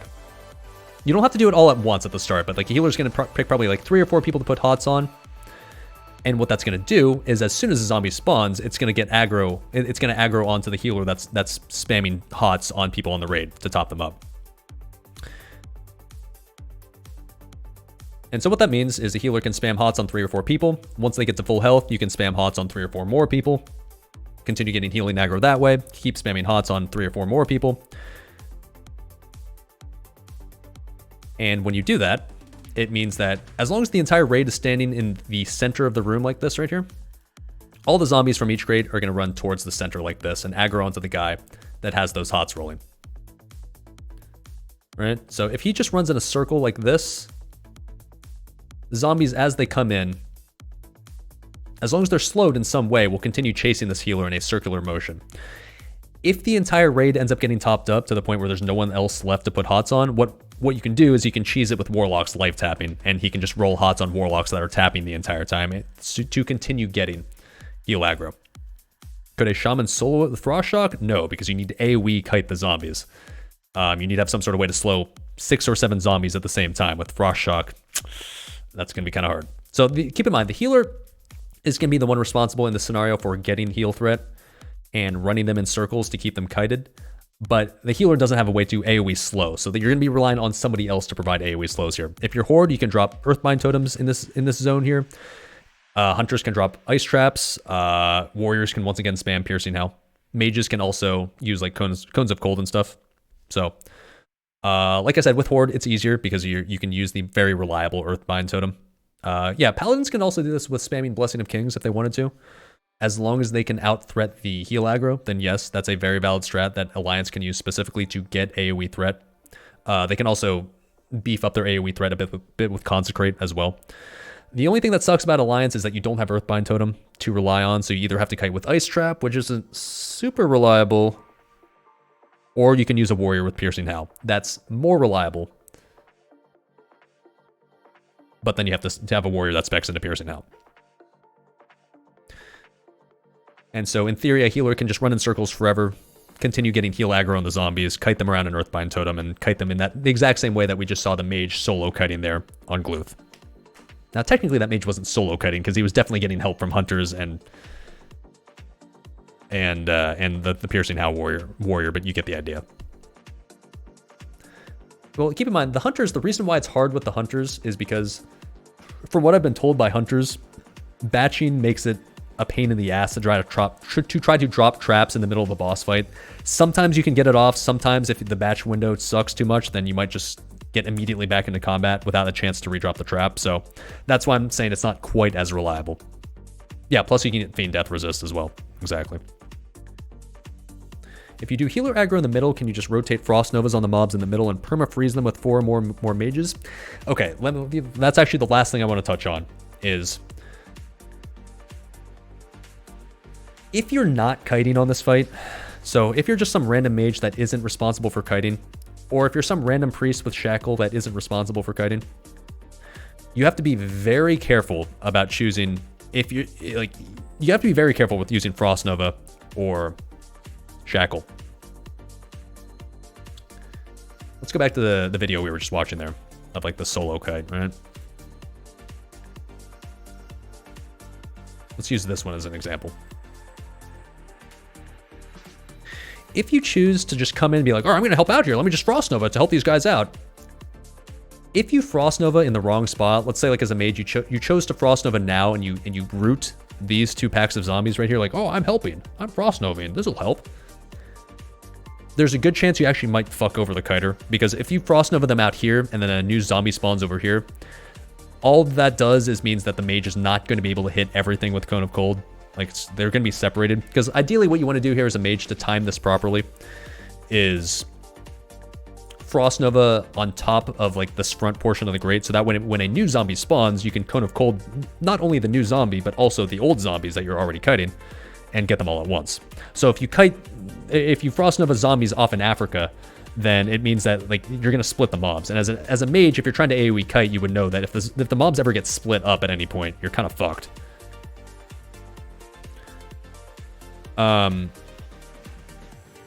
So as a mage, unless you're specifically being asked for help, as a non-kiting mage, if you're being asked help, like I could really use an extra Nova here, I probably wouldn't just randomly try to Nova at random times, because all you might do is just grief the mage that's actually trying to AoE kite. Same thing for priests that are shackling. Really, the only zombies that you should shackle here are zombies that happen to get free, because every now and then a mage will miss a zombie and one will get loose and they won't be able to bring it back into the fold. If you're a mage that's kiting here on the zombies, do not try, like if you just miss one and just runs off into the healers, do not try to get it. You're just gonna have to write that off as a lost cause and just assume that that a priest is gonna shackle it, because if you try to re-pick one up, you're almost certainly just gonna kill yourself. Like, it's gonna be more trouble than it's worth. So as a mage, accept the fact that every now and then, yes, a zombie's gonna get away. Let the rest of the raid have to handle it. Because if there's just 2 or 3 zombies running around in the middle of the raid, it's not the end of the world. It's not ideal, but you can shackle some. And other random mages can start kiting them if you need to. So make sure as a priest, if you're going to shackle, only shackle the ones that get away. Don't try to shackle ones that are being kited, because all you're going to do is split them up and make it harder on the mage. Does the fight start as soon as you jump down from the pipe? No, you don't enter combat until you actually jump down and aggro the boss. So yeah, and don't put hots on people like in the tunnel, because then you'll just have a healer aggro glute at the start. Don't start healing people until after you've jumped down, regardless of what strategy you're using. Alright, so last thing to talk about on Gluth, because you got all these zombies running around the entire fight. Well, what, they just run around forever? The answer is no. What's going to happen is a decimate mechanic. So if anything, I guess we can actually bring up that video, those videos we were just watching. They will highlight the decimate well. So the decimate on Classic happens in a window. It can happen anywhere between approximately 1 minute and 45 seconds to about 2 minutes and 15 seconds into the fight. When the decimate goes out, what it is technically Gluth is supposed to be stomping the ground and doing damage to the entire room. So when decimate happens, it's going to take everything in the room, except for the boss itself, down to 5% health. When I say everything, I mean everything. So you can see, okay, the zombies all of a sudden are all taken down to 5% health, and every player in the raid is taken down to 5% health. Yeah, I can link the fire mage shit. One sec.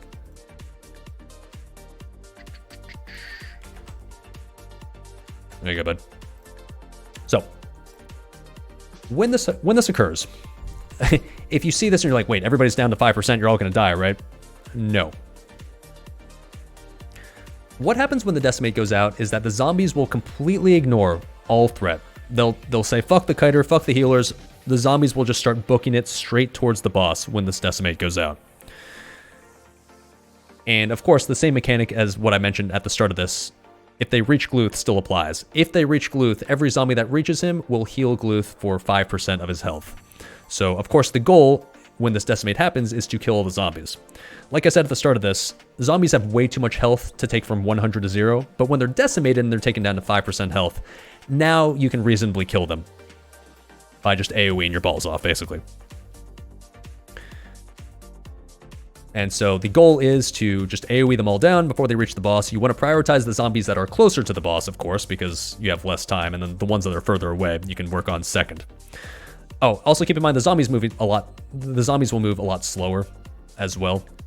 They're only going to move at like walking pace, so like it's not like they start running towards the boss. You have a pretty generous window of time to kill the zombies here before they actually reach the boss. So you want to generally AoE, so like mages can blast wave, warriors can dynamite, or use holy water. Holy water being a very, very good option, especially for mages.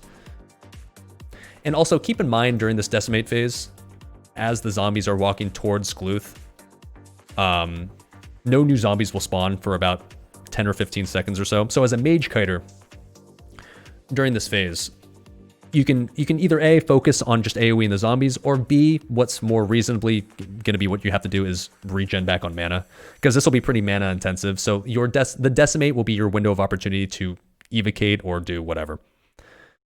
And so that way, once the decimate phase ends and it gets back to the zombie spawning phase, a mage can have full mana again to start kiting again, because the process happens all over again. Oh, trash, I'll get there. Give me a sec. The process will happen all over again. Like once the decimate ends, once all the zombies are dead, ideally you killed all of them. Cool. Then you just go back to phase 1 and do that same sort of cycle again. Gluth will then sapper a minute 45 to 2 minutes and 15 seconds later again. No guild in the world should ever hit a second decimate. If you do, your DPS are probably brain dead. You're going to kill the boss before the second decimate. I'd certainly hope so. Otherwise, you're probably wiping for sure. In theory, you can get up to 3 decimates this fight, and then Gluth enrages and kills everybody, but like I said, no guild should reasonably have more than one of these, and above average guild will likely kill Gluth before decimate even happens.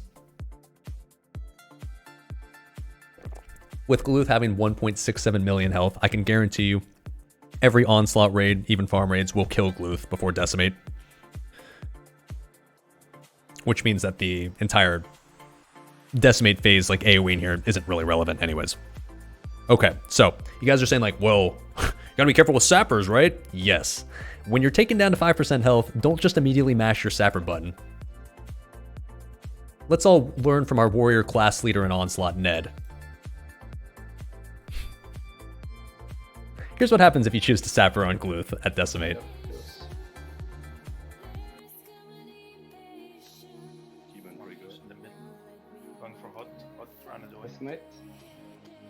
There it is. There's 2 of them near. Some of them are really far back. They're coming late on the left side. You hate to see it. Mel, you need to go on. Oh my god. That actually happened. Holy shit. I thought I pressed my fucking root tuber. Shoutouts to Ned, warrior class leader of Onslaught. There it is. So yes, if you choose to sapper, make sure you sapper after you get healed up. So you can like tuber yourself or use some sort of healing, or get a heal or use like a heal pot or something, and then you sapper. Or you could pre-pop a GFPP on this fight if you really want to, if you're a tryhard, to absorb the sapper damage. Hey, what's up? Vilden Lol coming in hot with that Twitch Prime sub. Appreciate it, dude. Your sub will go directly to the Hot Pockets and Dreda's Fund. Glad you're enjoying as always, dude. And yes, these zombies do despawn when Gluth dies, so you don't have to worry about them after he's dead. Otherwise, that'd be a pain in the ass. Alright, so that's it. That's all. In a above average pumper guild, frankly, kiting the zombies is going to be a bit more forgiving, just because you're going to have to kite them for less amount of time, especially if you kill Gluth before decimate. There'll be some wiggle room for you to fuck up a few times, but the longer your Gluth fight takes, the harder it is for the kiters, because the more and more zombies that will spawn, and the more sketchy it becomes. So like for your average dad guild, like you're maybe in a really like a middling to low tier guild, Gluth is probably going to be a fight that you end up getting stuck on for a while, just because you are reliant on your kiters to keep you alive this fight. It doesn't make a difference if 34 people in the raid are doing Gluth perfectly, the actual boss perfectly. If the kiters fuck up and a kiter dies, like, it's GG. Like, you lose. So, a lot of dad guilds will probably have difficulties handling the zombies until the kiters learn how to do this fight, and you're pretty much completely reliant on the kiters to learn this before you can get the boss down. It's really fun. It's a super fun mechanic if you get to be one of the kiters, but it's all on you, right? Because if you fuck up, it's GG, like I said. There are a million different variants of how you can kite on this fight. There are a million different ways you can choose to try to approach this. I'm not going to go over every single one. I went over the most popular ones here, but at the end of the day, your guild's just going to have to find the best possible way for you guys to do it specifically. If you have questions in the future, like, how about this specific strat? I can tell you, like, that's not a bad idea, or maybe not a great idea, but it's going to require some creativity and require a bit of practice, for sure. All right. There you go. And so, if you're super big dick mode like we were in this run, you never even get the decimate. You kill Gluth. I popped Wreck on this fight, I think, and saw big numbers. I really should have saved Wreck for Thaddeus, but oh well. This was the #1 Gluth parse on this server at the time. Oh, very exciting. So I'm saying it's hard for fire mages to kite on this fight? It's harder. Yeah, it takes practice for sure. My Nestor, I can tell you that for speedruns, chances are you won't use mage kiters. You would use a healer kiter, because then you'll have to run a special spec on anyone, especially as Horde. Because you don't want to... Chances are for a speedrun, you're not going to run enough mages anyways to have 3 to kite.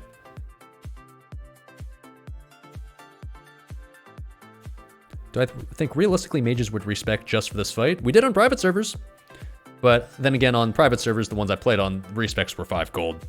So it was a bit more justifiable. On classic, realistically, I imagine most guilds won't, which is reasonable.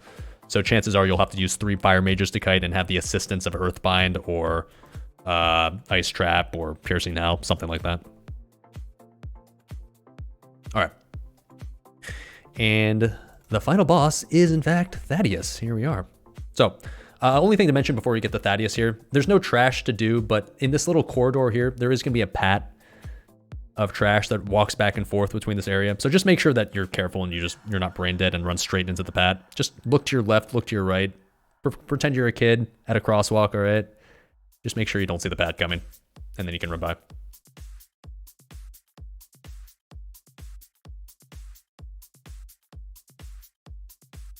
And then you reach Thaddeus, what in my opinion is probably the most aesthetically cool looking boss in this entire game. Just this room with Thaddeus being like the big shadowy figure at the end here, it looks so cool. God, the aesthetic of Naxx is just absolutely beautiful in my opinion, and this room really highlights it. Okay, so Thaddeus has 2 phases. Phase 1, you're actually not fighting Thaddeus at all. Phase 1, you're going to have to fight 2 mini-bosses. It's going to be Fugan and Stalag. And so the way Fugan and Stalag are going to work is that you're going to have to split the raid up into 2 separate groups, because they're going to be on 2 separate platforms here. You're going to have the Fugan platform right here. I'm on the Fugan side. And then the other side has an identical platform with Stalag. So the way you want to split the raid is traditionally Stalag, so the left side is the caster side, and the right side, Fugan, is the melee side. And each one of these little mini-bosses have mechanics that makes that sort of necessary. In reality, you can put melee on the other side, you can put casters on this side. It's just not optimal, but in a perfect world where you run a perfectly balanced raid comp, you put all the melee DPS on one side, all the caster DPS on the other side.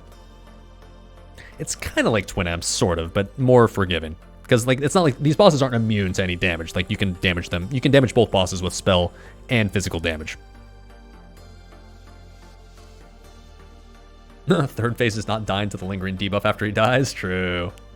The most difficult part about this boss fight is once the boss is dead, but we'll get to that. Alright, so you can see here, this is Fugan right here. They've got these little lightning rods. Like this entire fight is supposed to be a dedication to the Frankenstein story, right? So he's got like the monster that's being powered by lightning. So the gimmick of this fight is twofold. Number one, you cannot take the bosses off of their platforms. If you take the boss off of its platform on either side, these lightning rods right here, and they get out of range of their lightning rod, instead of targeting the boss, the lightning rod will target the raid and basically insta-kill everybody. So you have to keep the bosses on their respective platforms. And just like the tiger boss in ZG, you're gonna have to kill both of these bosses at about the same time. You have to kill them within, I don't know the exact window of time on Classic, but probably about within 10 seconds of each other. Otherwise, just like on the tiger boss, they will get revived. They'll get rezzed by their little lightning rod. So it's important that you coordinate on both sides to make sure that you're DPSing them down equally. And if so one side gets too far ahead of the other, then you have to tell all right, well, this one side, slow down, stop, hold on, let the other side catch up. Generally speaking, the melee side will kill it faster than the caster side, just because melee will do more DPS overall. So if that's the case, the melee side have to be very careful, especially when you get to execute phase, not to just immediately destroy the boss on their side. Otherwise, the caster side might not be able to catch up in time.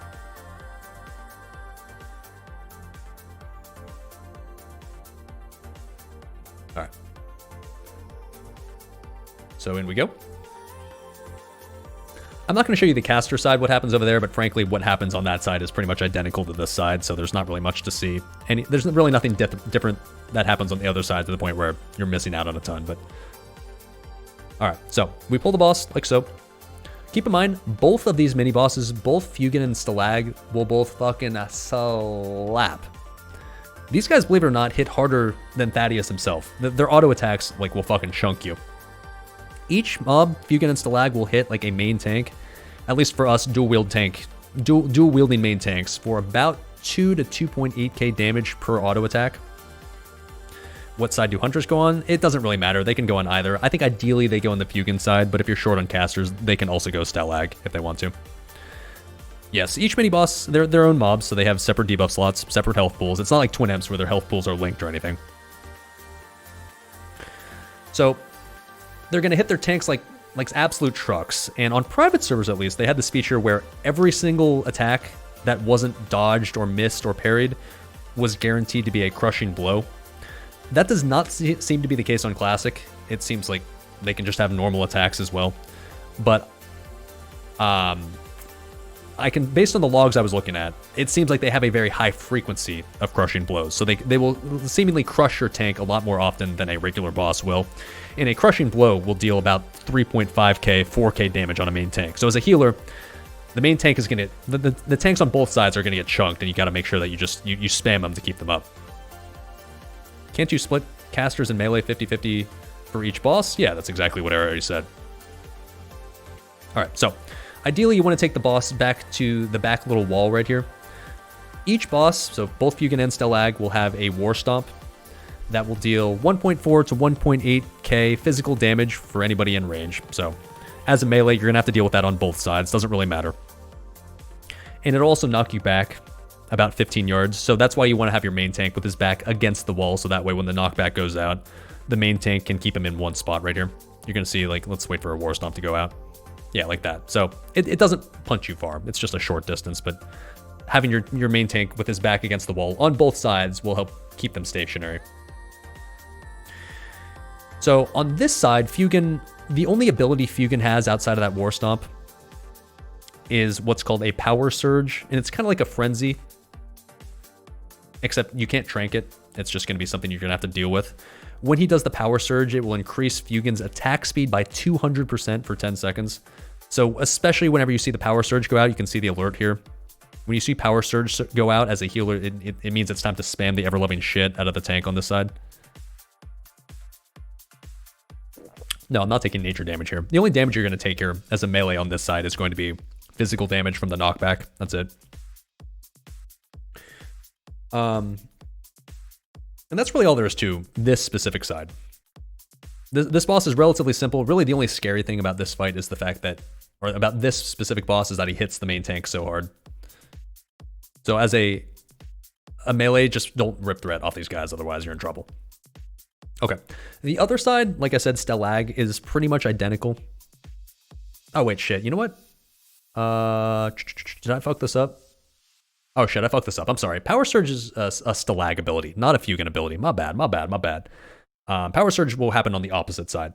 It doesn't matter. Like you still have to spam the tank either way, but just keep in mind that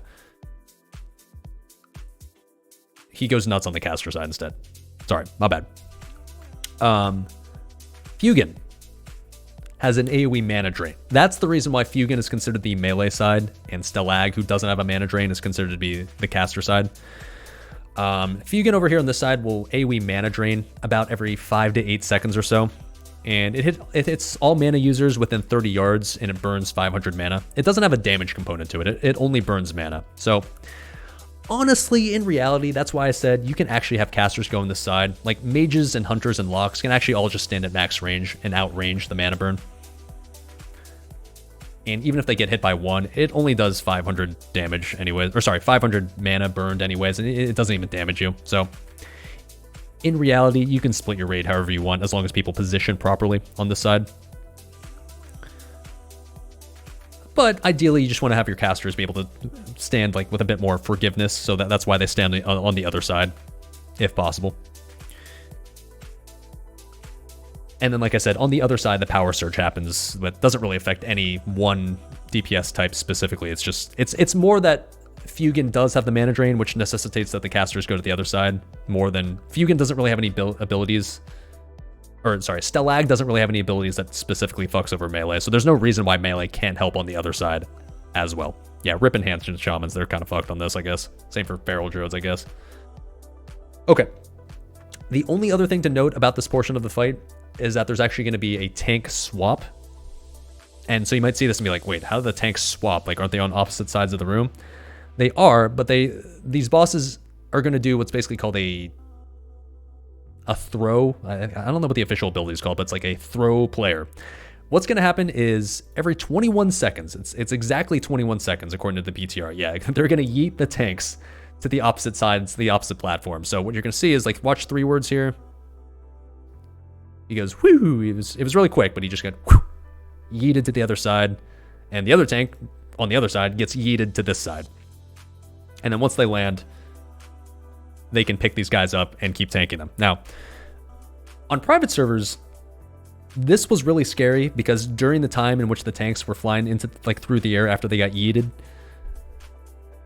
the bosses would attack somebody else. Basically, they would attack whoever was second on threat while they waited for the tank flying through the air to land. That made it really scary, and it kind of necessitated that if you were second on threat, you had to be prepared to immediately go D-stance. These guys are tauntable, by the way, so that made it a little bit easier, but it made it scary. The good news is on Classic, this is a lot less scary because during the period of time that the tanks are flying through the air, the bosses actually don't target anybody. They basically just stand there waiting for the tank to land. So it's less threat sensitive on Classic, which is why I didn't really bring up threat all that heavily here, because you don't really have to be worried about being second on threat on Classic. You're just like, Fugan and Stalag will just stand there and be like, oh, hold on. Any day now, this guy's going to land. And then once he lands, then they'll resume attacking. And they should get the threat, like the tank that gets swapped, they should get the threat of the previous tank, so you don't have to worry about waiting for them to build new threat. And even if you did, even if you somehow pass them anyways, like I said, these guys are tauntable, so it's not all that scary, especially on Classic, because of that. Alright, and so eventually, we'll nuke these guys down. What's the point of the swap? I don't know, ask Blizzard. Yeah, just to make it, yeah, exactly. Like, the only thing maybe that'll make it the switch a little scary is the fact that healers are gonna have to target a new tank. Like, oh, make sure to swap your tank target. Can you press a new player on your frames? As long as they can do that, it's not so bad. Okay, so DBM, just like Big Wigs is showing right here, should show you the percentage, like the health of each boss, so that way you can coordinate it with each side. You don't have to say it out loud or something. So just make sure, like I said, you're watching your DBM bars to show, like, to see that, to make sure that you're killing these guys at the same time. So you can see Fugan dies just a few seconds after Stalag. Cool. That's phase 1. And now you have to face the jump boss, the dreaded jump boss, perhaps even harder than Fugan and Stalag and Thaddeus combined. Can you press your space bar at the right time? This little platform right here, you're gonna have to jump here and jump down to here. If you don't jump there, you will fall down into the slime. If you jump too early, you'll fall into the slime. If you jump too late, you'll fall into the slime.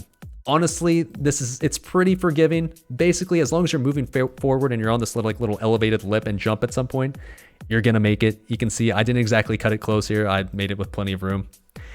If you're truly brain dead and can't time the jump properly, you can always pop something, I guess, like a swiftness pot. And at that point, you can just run straight off and like you'll still land.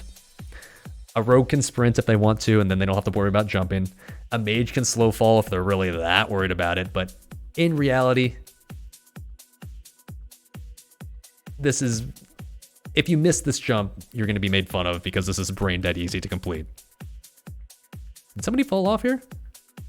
Oh, you hate to see it, the rogue. Oh, no. Oh, Naxx, buddy. That is unlucky right there. Okay.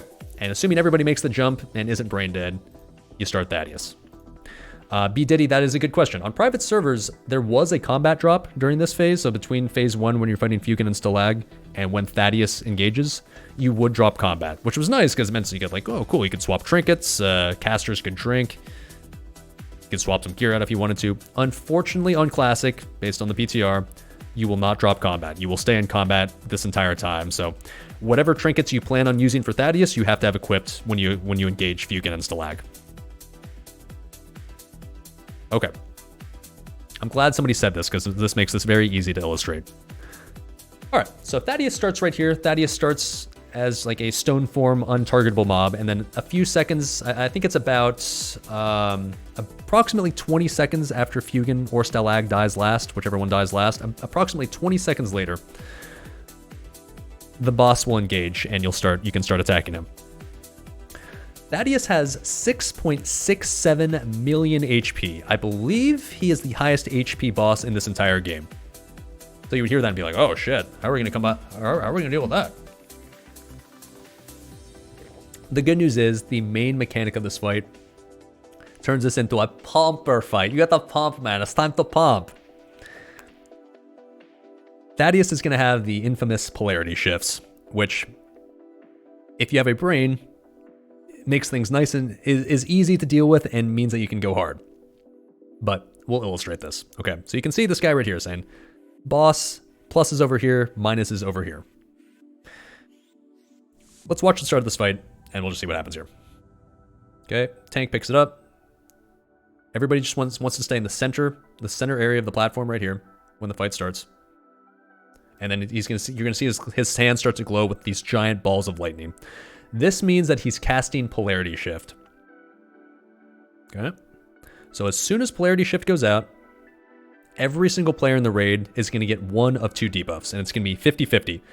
20 people in the raid, or like half the raid, is going to get a negative debuff, and half the raid is going to get a positive debuff. So like Prowls right here got the positive. So what that meant when we saw the start of this fight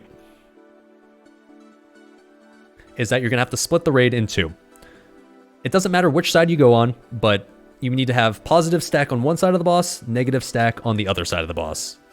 So for example, when you see this right here, this means that positives should go right, negatives go left.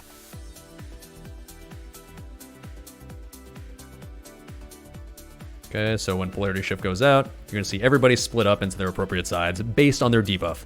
This requires that you use your eyeballs and that you have a brain to know, okay, like, all right, negative. Okay, negative left. You go left. So you see the raid split like that. Okay, so this is what you want the raid to look like when the polarity shift goes out. A nice even clump on one side of negatives and a nice even clump of positives on the other side. Is parry haste disabled on this boss? Not as far as I know. I think parry haste just like any other regular boss. All right, so this is a simple mechanic. In theory, it should be easy to play around. You'd be shocked at how many people do not understand as a concept as simple as positive right, negative left. But I guarantee you, in most average guilds, someone's gonna fuck it up. And when they do, that is a very, very bad thing. Okay, so let's start with there's pros and cons to this polarity shift. Let's start with the cons. If you fuck this up, then if you're clumped up to people that have an opposite polarity to you, you're going to do 2,000 nature damage per 5 seconds to all nearby players. So you're going to start griefing your raid and doing 2k damage periodically to said players. Don't be that guy, please. Do not be that guy that's just like, oh, I don't know what happened, man. I was just standing there and everybody just died. It's because you were a dumbass and couldn't look at which debuff you had to see which side you should stand on.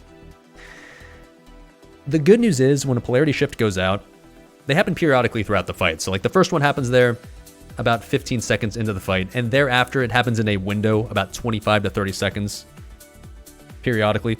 So we're gonna wait, we're gonna wait, we're gonna wait, we're gonna wait. Yeah, it's kind of like the plague, exactly. Are Parsine healers messing up sides on accident? No? Hope not. Alright, so you can see. That was a polarity shift right there. My polarity didn't change. Let's find a situation in this fight where my polarity actually changes at some point. Okay, here we go. Perfect. Alright, so polarity shift happens right here. When polarity shift happens, and if your polarity changes, you're going to have to switch sides. The good news is there is a grace period of about 5 seconds when the polarity shift happens before you actually start damaging people nearby you if they have an opposite charge.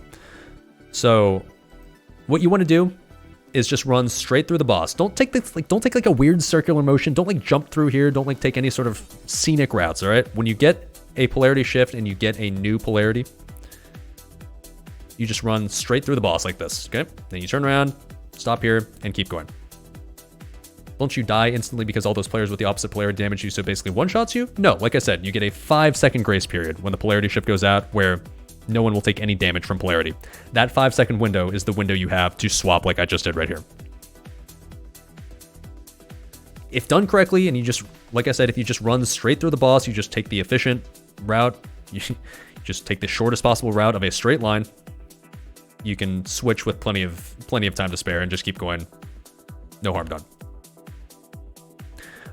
Do hunters get fucked by ranged here? Not really. Thaddeus has a very large hitbox, so if you stand about like right here, you should still be able to range attack as a hunter here. Okay, so let me get to the pros, first of all, with the polarity. Okay, the polarity can be a bad thing if you're fucking it up and you're standing in the wrong spot, but polarity is also a very good thing. In that if you're standing and positioning properly, it is a major, major damage buff.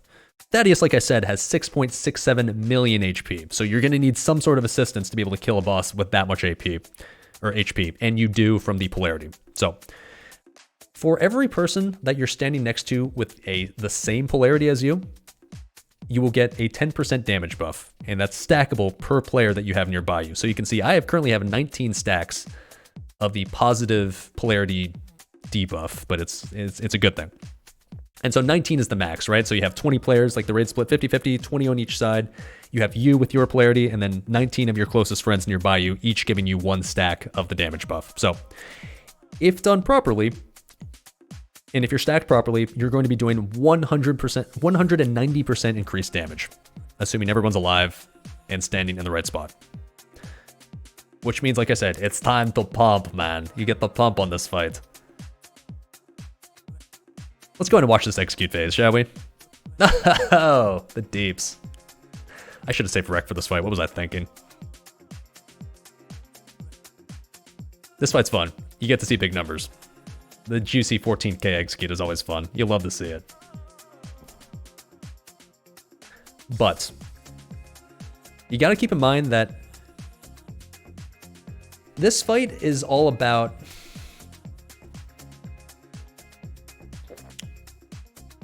the winners winning more and the losers losing more.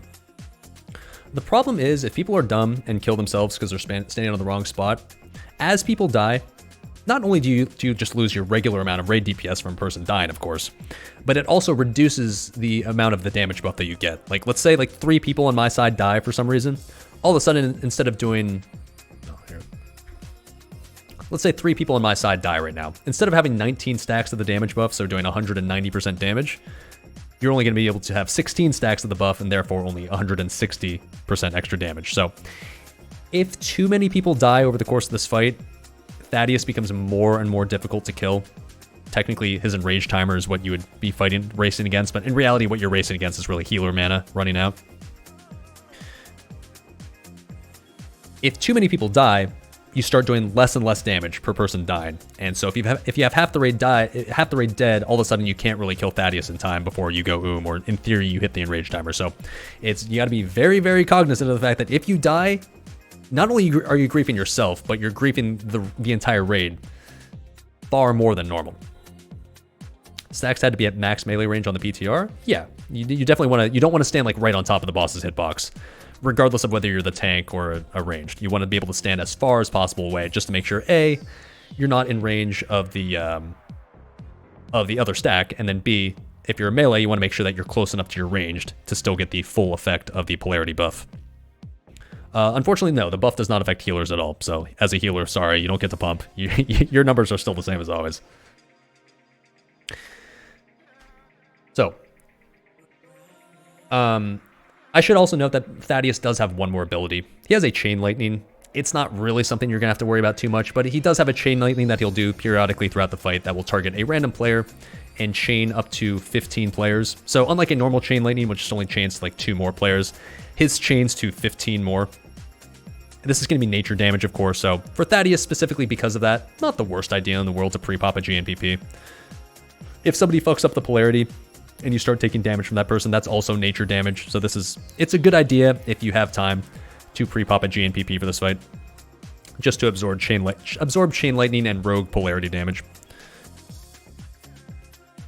Now, his Chain Lightning, both the tooltip of his Chain Lightning and on private servers, the way it would work is just like on the Mad Scientist packs with the Chain Lightning of the Living Monstrosity. In theory, the Chain Lightning is supposed to increase in damage for each new person it jumps to. Based on the logs I was looking at, though, from the classic PTR, it seems like that's not the case. It seems like the Chain Lightning just hits everybody for equal damage, and that damage is around 2k on every player. So basically, every time you cast Chain Lightning, 15 players will take 2k damage. Nothing ultra scary, but something to keep in mind as a healer who wants to blast with chain heals or something. And that's pretty much all there is to it. Honestly, Thaddeus is not a hard boss, as long as you understand how the gimmick of polarity works. As long as you know where to stand every time polarity shift happens. There's really not much to this fight. You just stand here and you pump. Get to see big numbers, it's a lot of fun. Be careful on threat. As a mage, if you get the juicy ignite rolling with this damage buff, like on private servers, I think the highest ignite I ever saw on Thaddeus was like it was rolling for like 22k. Pretty juicy, but keep in mind, threat becomes an issue at that point, so you have to be careful to drop threat. Oh, that is one thing I should mention. Thaddeus is tauntable, weirdly enough. I didn't actually realize this until I checked the PTR logs and realized like, okay. I still wouldn't recommend ripping threat as a fire mage, but in theory, it is actually possible to taunt this boss to save somebody if absolutely needed. Just, I wouldn't rely on that as a DPSer, but keep it in mind. One other thing I'll say is, as a melee DPS, this is not really a tip, but this is just more something you're going to observe and be annoyed by. If you happen to have the same polarity as your tank, it's going to suck because that means Thaddeus is facing you. Like, for example, this is what's happening right now. The main tank, Prouse, is on my side. So you just have to deal with the fact that, like, because Prouse is on this side, the boss is facing you, and therefore you're going to get parries. There's nothing you can do about it. But if you're trying to get that sick, juicy Thaddeus person, you just have to pray to God that the entire fight the tank has an opposite polarity to you. Yeah, if you're a dagger rogue, you're also fucked, so wouldn't really recommend being daggers on this fight if you can avoid it as a rogue. Dagger rogues and ferals on suicide watch? Yeah, pretty much. Alright. So like I said, Thaddeus honestly is an easy boss. It's kind of funny when you read guides about Thaddeus. He's one of the hardest bosses in this raid. He's really not. If anything, I would say his 2 mini bosses at the start of his encounter are harder than Thaddeus himself. By the way, Thaddeus, as far as like how hard he hits, he doesn't really hit particularly hard, or at least any harder than a standard Naxx boss. Believe it or not, his ads at the start of the fight actually hit harder than Thaddeus himself. Thaddeus himself will hit for like 1.6 to 2k per auto, so it's not nothing, but it's not an unreasonable amount of damage on the tank. Or just have another tank taunt the boss away from you? I mean, you could, but like half the melee are going to get griefed either way, because the melee are just split. Thaddeus was only hard because of 2005 server/internet. Yeah, like, I think the mechanics of Thaddeus would cause, like, your FPS to drop to 0, and you'd have to, like, stare at the floor the entire fight, and your server would crash if it was peak time and you were trying to do Thaddeus. Yeah. Alright. The only other thing to say here before we're done, because this is the end of the A-bomb wing here, is the polarity shift when Thaddeus dies does not disappear. the polarity debuff. So keep in mind, the polarity debuff will do the exact same thing after the boss is dead as it does when he's still alive. So because of that, don't just immediately run, like don't just as a raid just intermingle, be like, hey guys, I've missed you so much, and don't run all the way together to each other as soon as the boss dies, because if the entire raid just groups up, clumps up, well, you still have these polarity debuffs and they will kill everybody. Don't be that raid that just like, oh, let's all loot the boss, let's see what we got, and then you clump up and kill each other. So basically, you have, as soon as this boss dies, you have to wait an additional amount of time until the polarity shifts, until the polarity debuffs fade. What you can do if you're trying to go as fast as possible here was just, you would have this side, because keep in mind the portal to get out of this room is behind me. In this little section right here, it is like on this, in this direction if you run this way. So what you would do if you're trying to go as fast as possible here would be to have this, like the positives run out, like port back to the entrance first, and then once all the positives port away, then the negatives go over, and then they can port out themselves. Petri, no. Petri does not remove the polarity debuff. That was tried, and it does not work. There is nothing in this game that can remove the polarity debuff besides number 1, dying, or number 2, just waiting for it to expire. What about Dark Rune? Does the self-damage get amped by polarity? I don't know. Feel free to test it and let me know.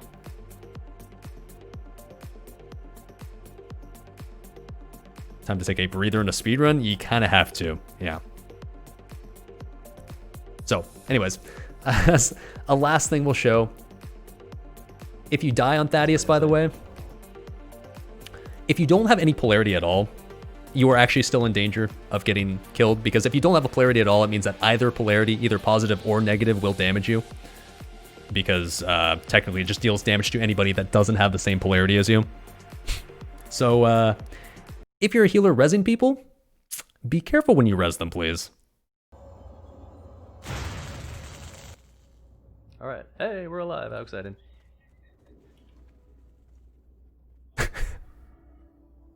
That's pretty. Good times, good times. Young me, yeah, me from, I guess, 3 years ago at this point. So yeah, like I said, don't get griefed by the rest of your raid after this boss dies. Still something you have to worry about for a while. You missed the old kitchen? I know, right? OG multi-salsa apartment right there. Wow, comfy. And so there you go. That is the Abomination Wing. A lot of mechanics, a lot of interesting boss fights. Like I said at the start of the stream, this is by far my favorite wing in Naxx. I love doing the A-Bomb wing. I find Patchwork is fun because it's just a target dummy fight where you just get to go as hard as possible for 4 minutes. Grobulus is whatever. Gluth, especially as a kiter, is really, really fun. And then Thaddeus, you get to pump, right? You get like the damage buff and you get to go hard. So that's a really enjoyable mechanic. And then the Trash Before Patchwork I actually find a lot of fun as well. A lot of good shit to cleave, a lot of good shit to AoE, like on the Mad Scientist pack. So as a mage, you get to press your AoE spells, lots of numbers. There's a special place in my heart for the A-Bomb wing. I will always love doing this wing, for sure. How dangerous is parry haste here? I mean, your healers will have to keep track of it for sure. And like, you're probably in more danger of having your main tank get parry hasted than other bosses, but at least based on what we saw in the PTR, it's not to an unmanageable extent, I guess. When do healers get to have fun? I'd say on Saffron, if anything. If you want to call that fun, I guess. And Patchwork as well, since that's sort of a healer fight. Any idea how much HP the mini-bosses have? Yeah, it's 500k for both of them. So there you go. You finish A-Bomb Wing, you head back to the start, and you do whatever's left. Anybody have any questions on this wing? I will open it to the floor to have you guys ask me about stuff I might have missed here. I know I was largely ignoring a lot of questions during this guide. I was trying to just actually keep my train of thought and tell you what I was trying to tell you. But now, if I missed something, if there's something I need to clarify more, now's a good time to ask.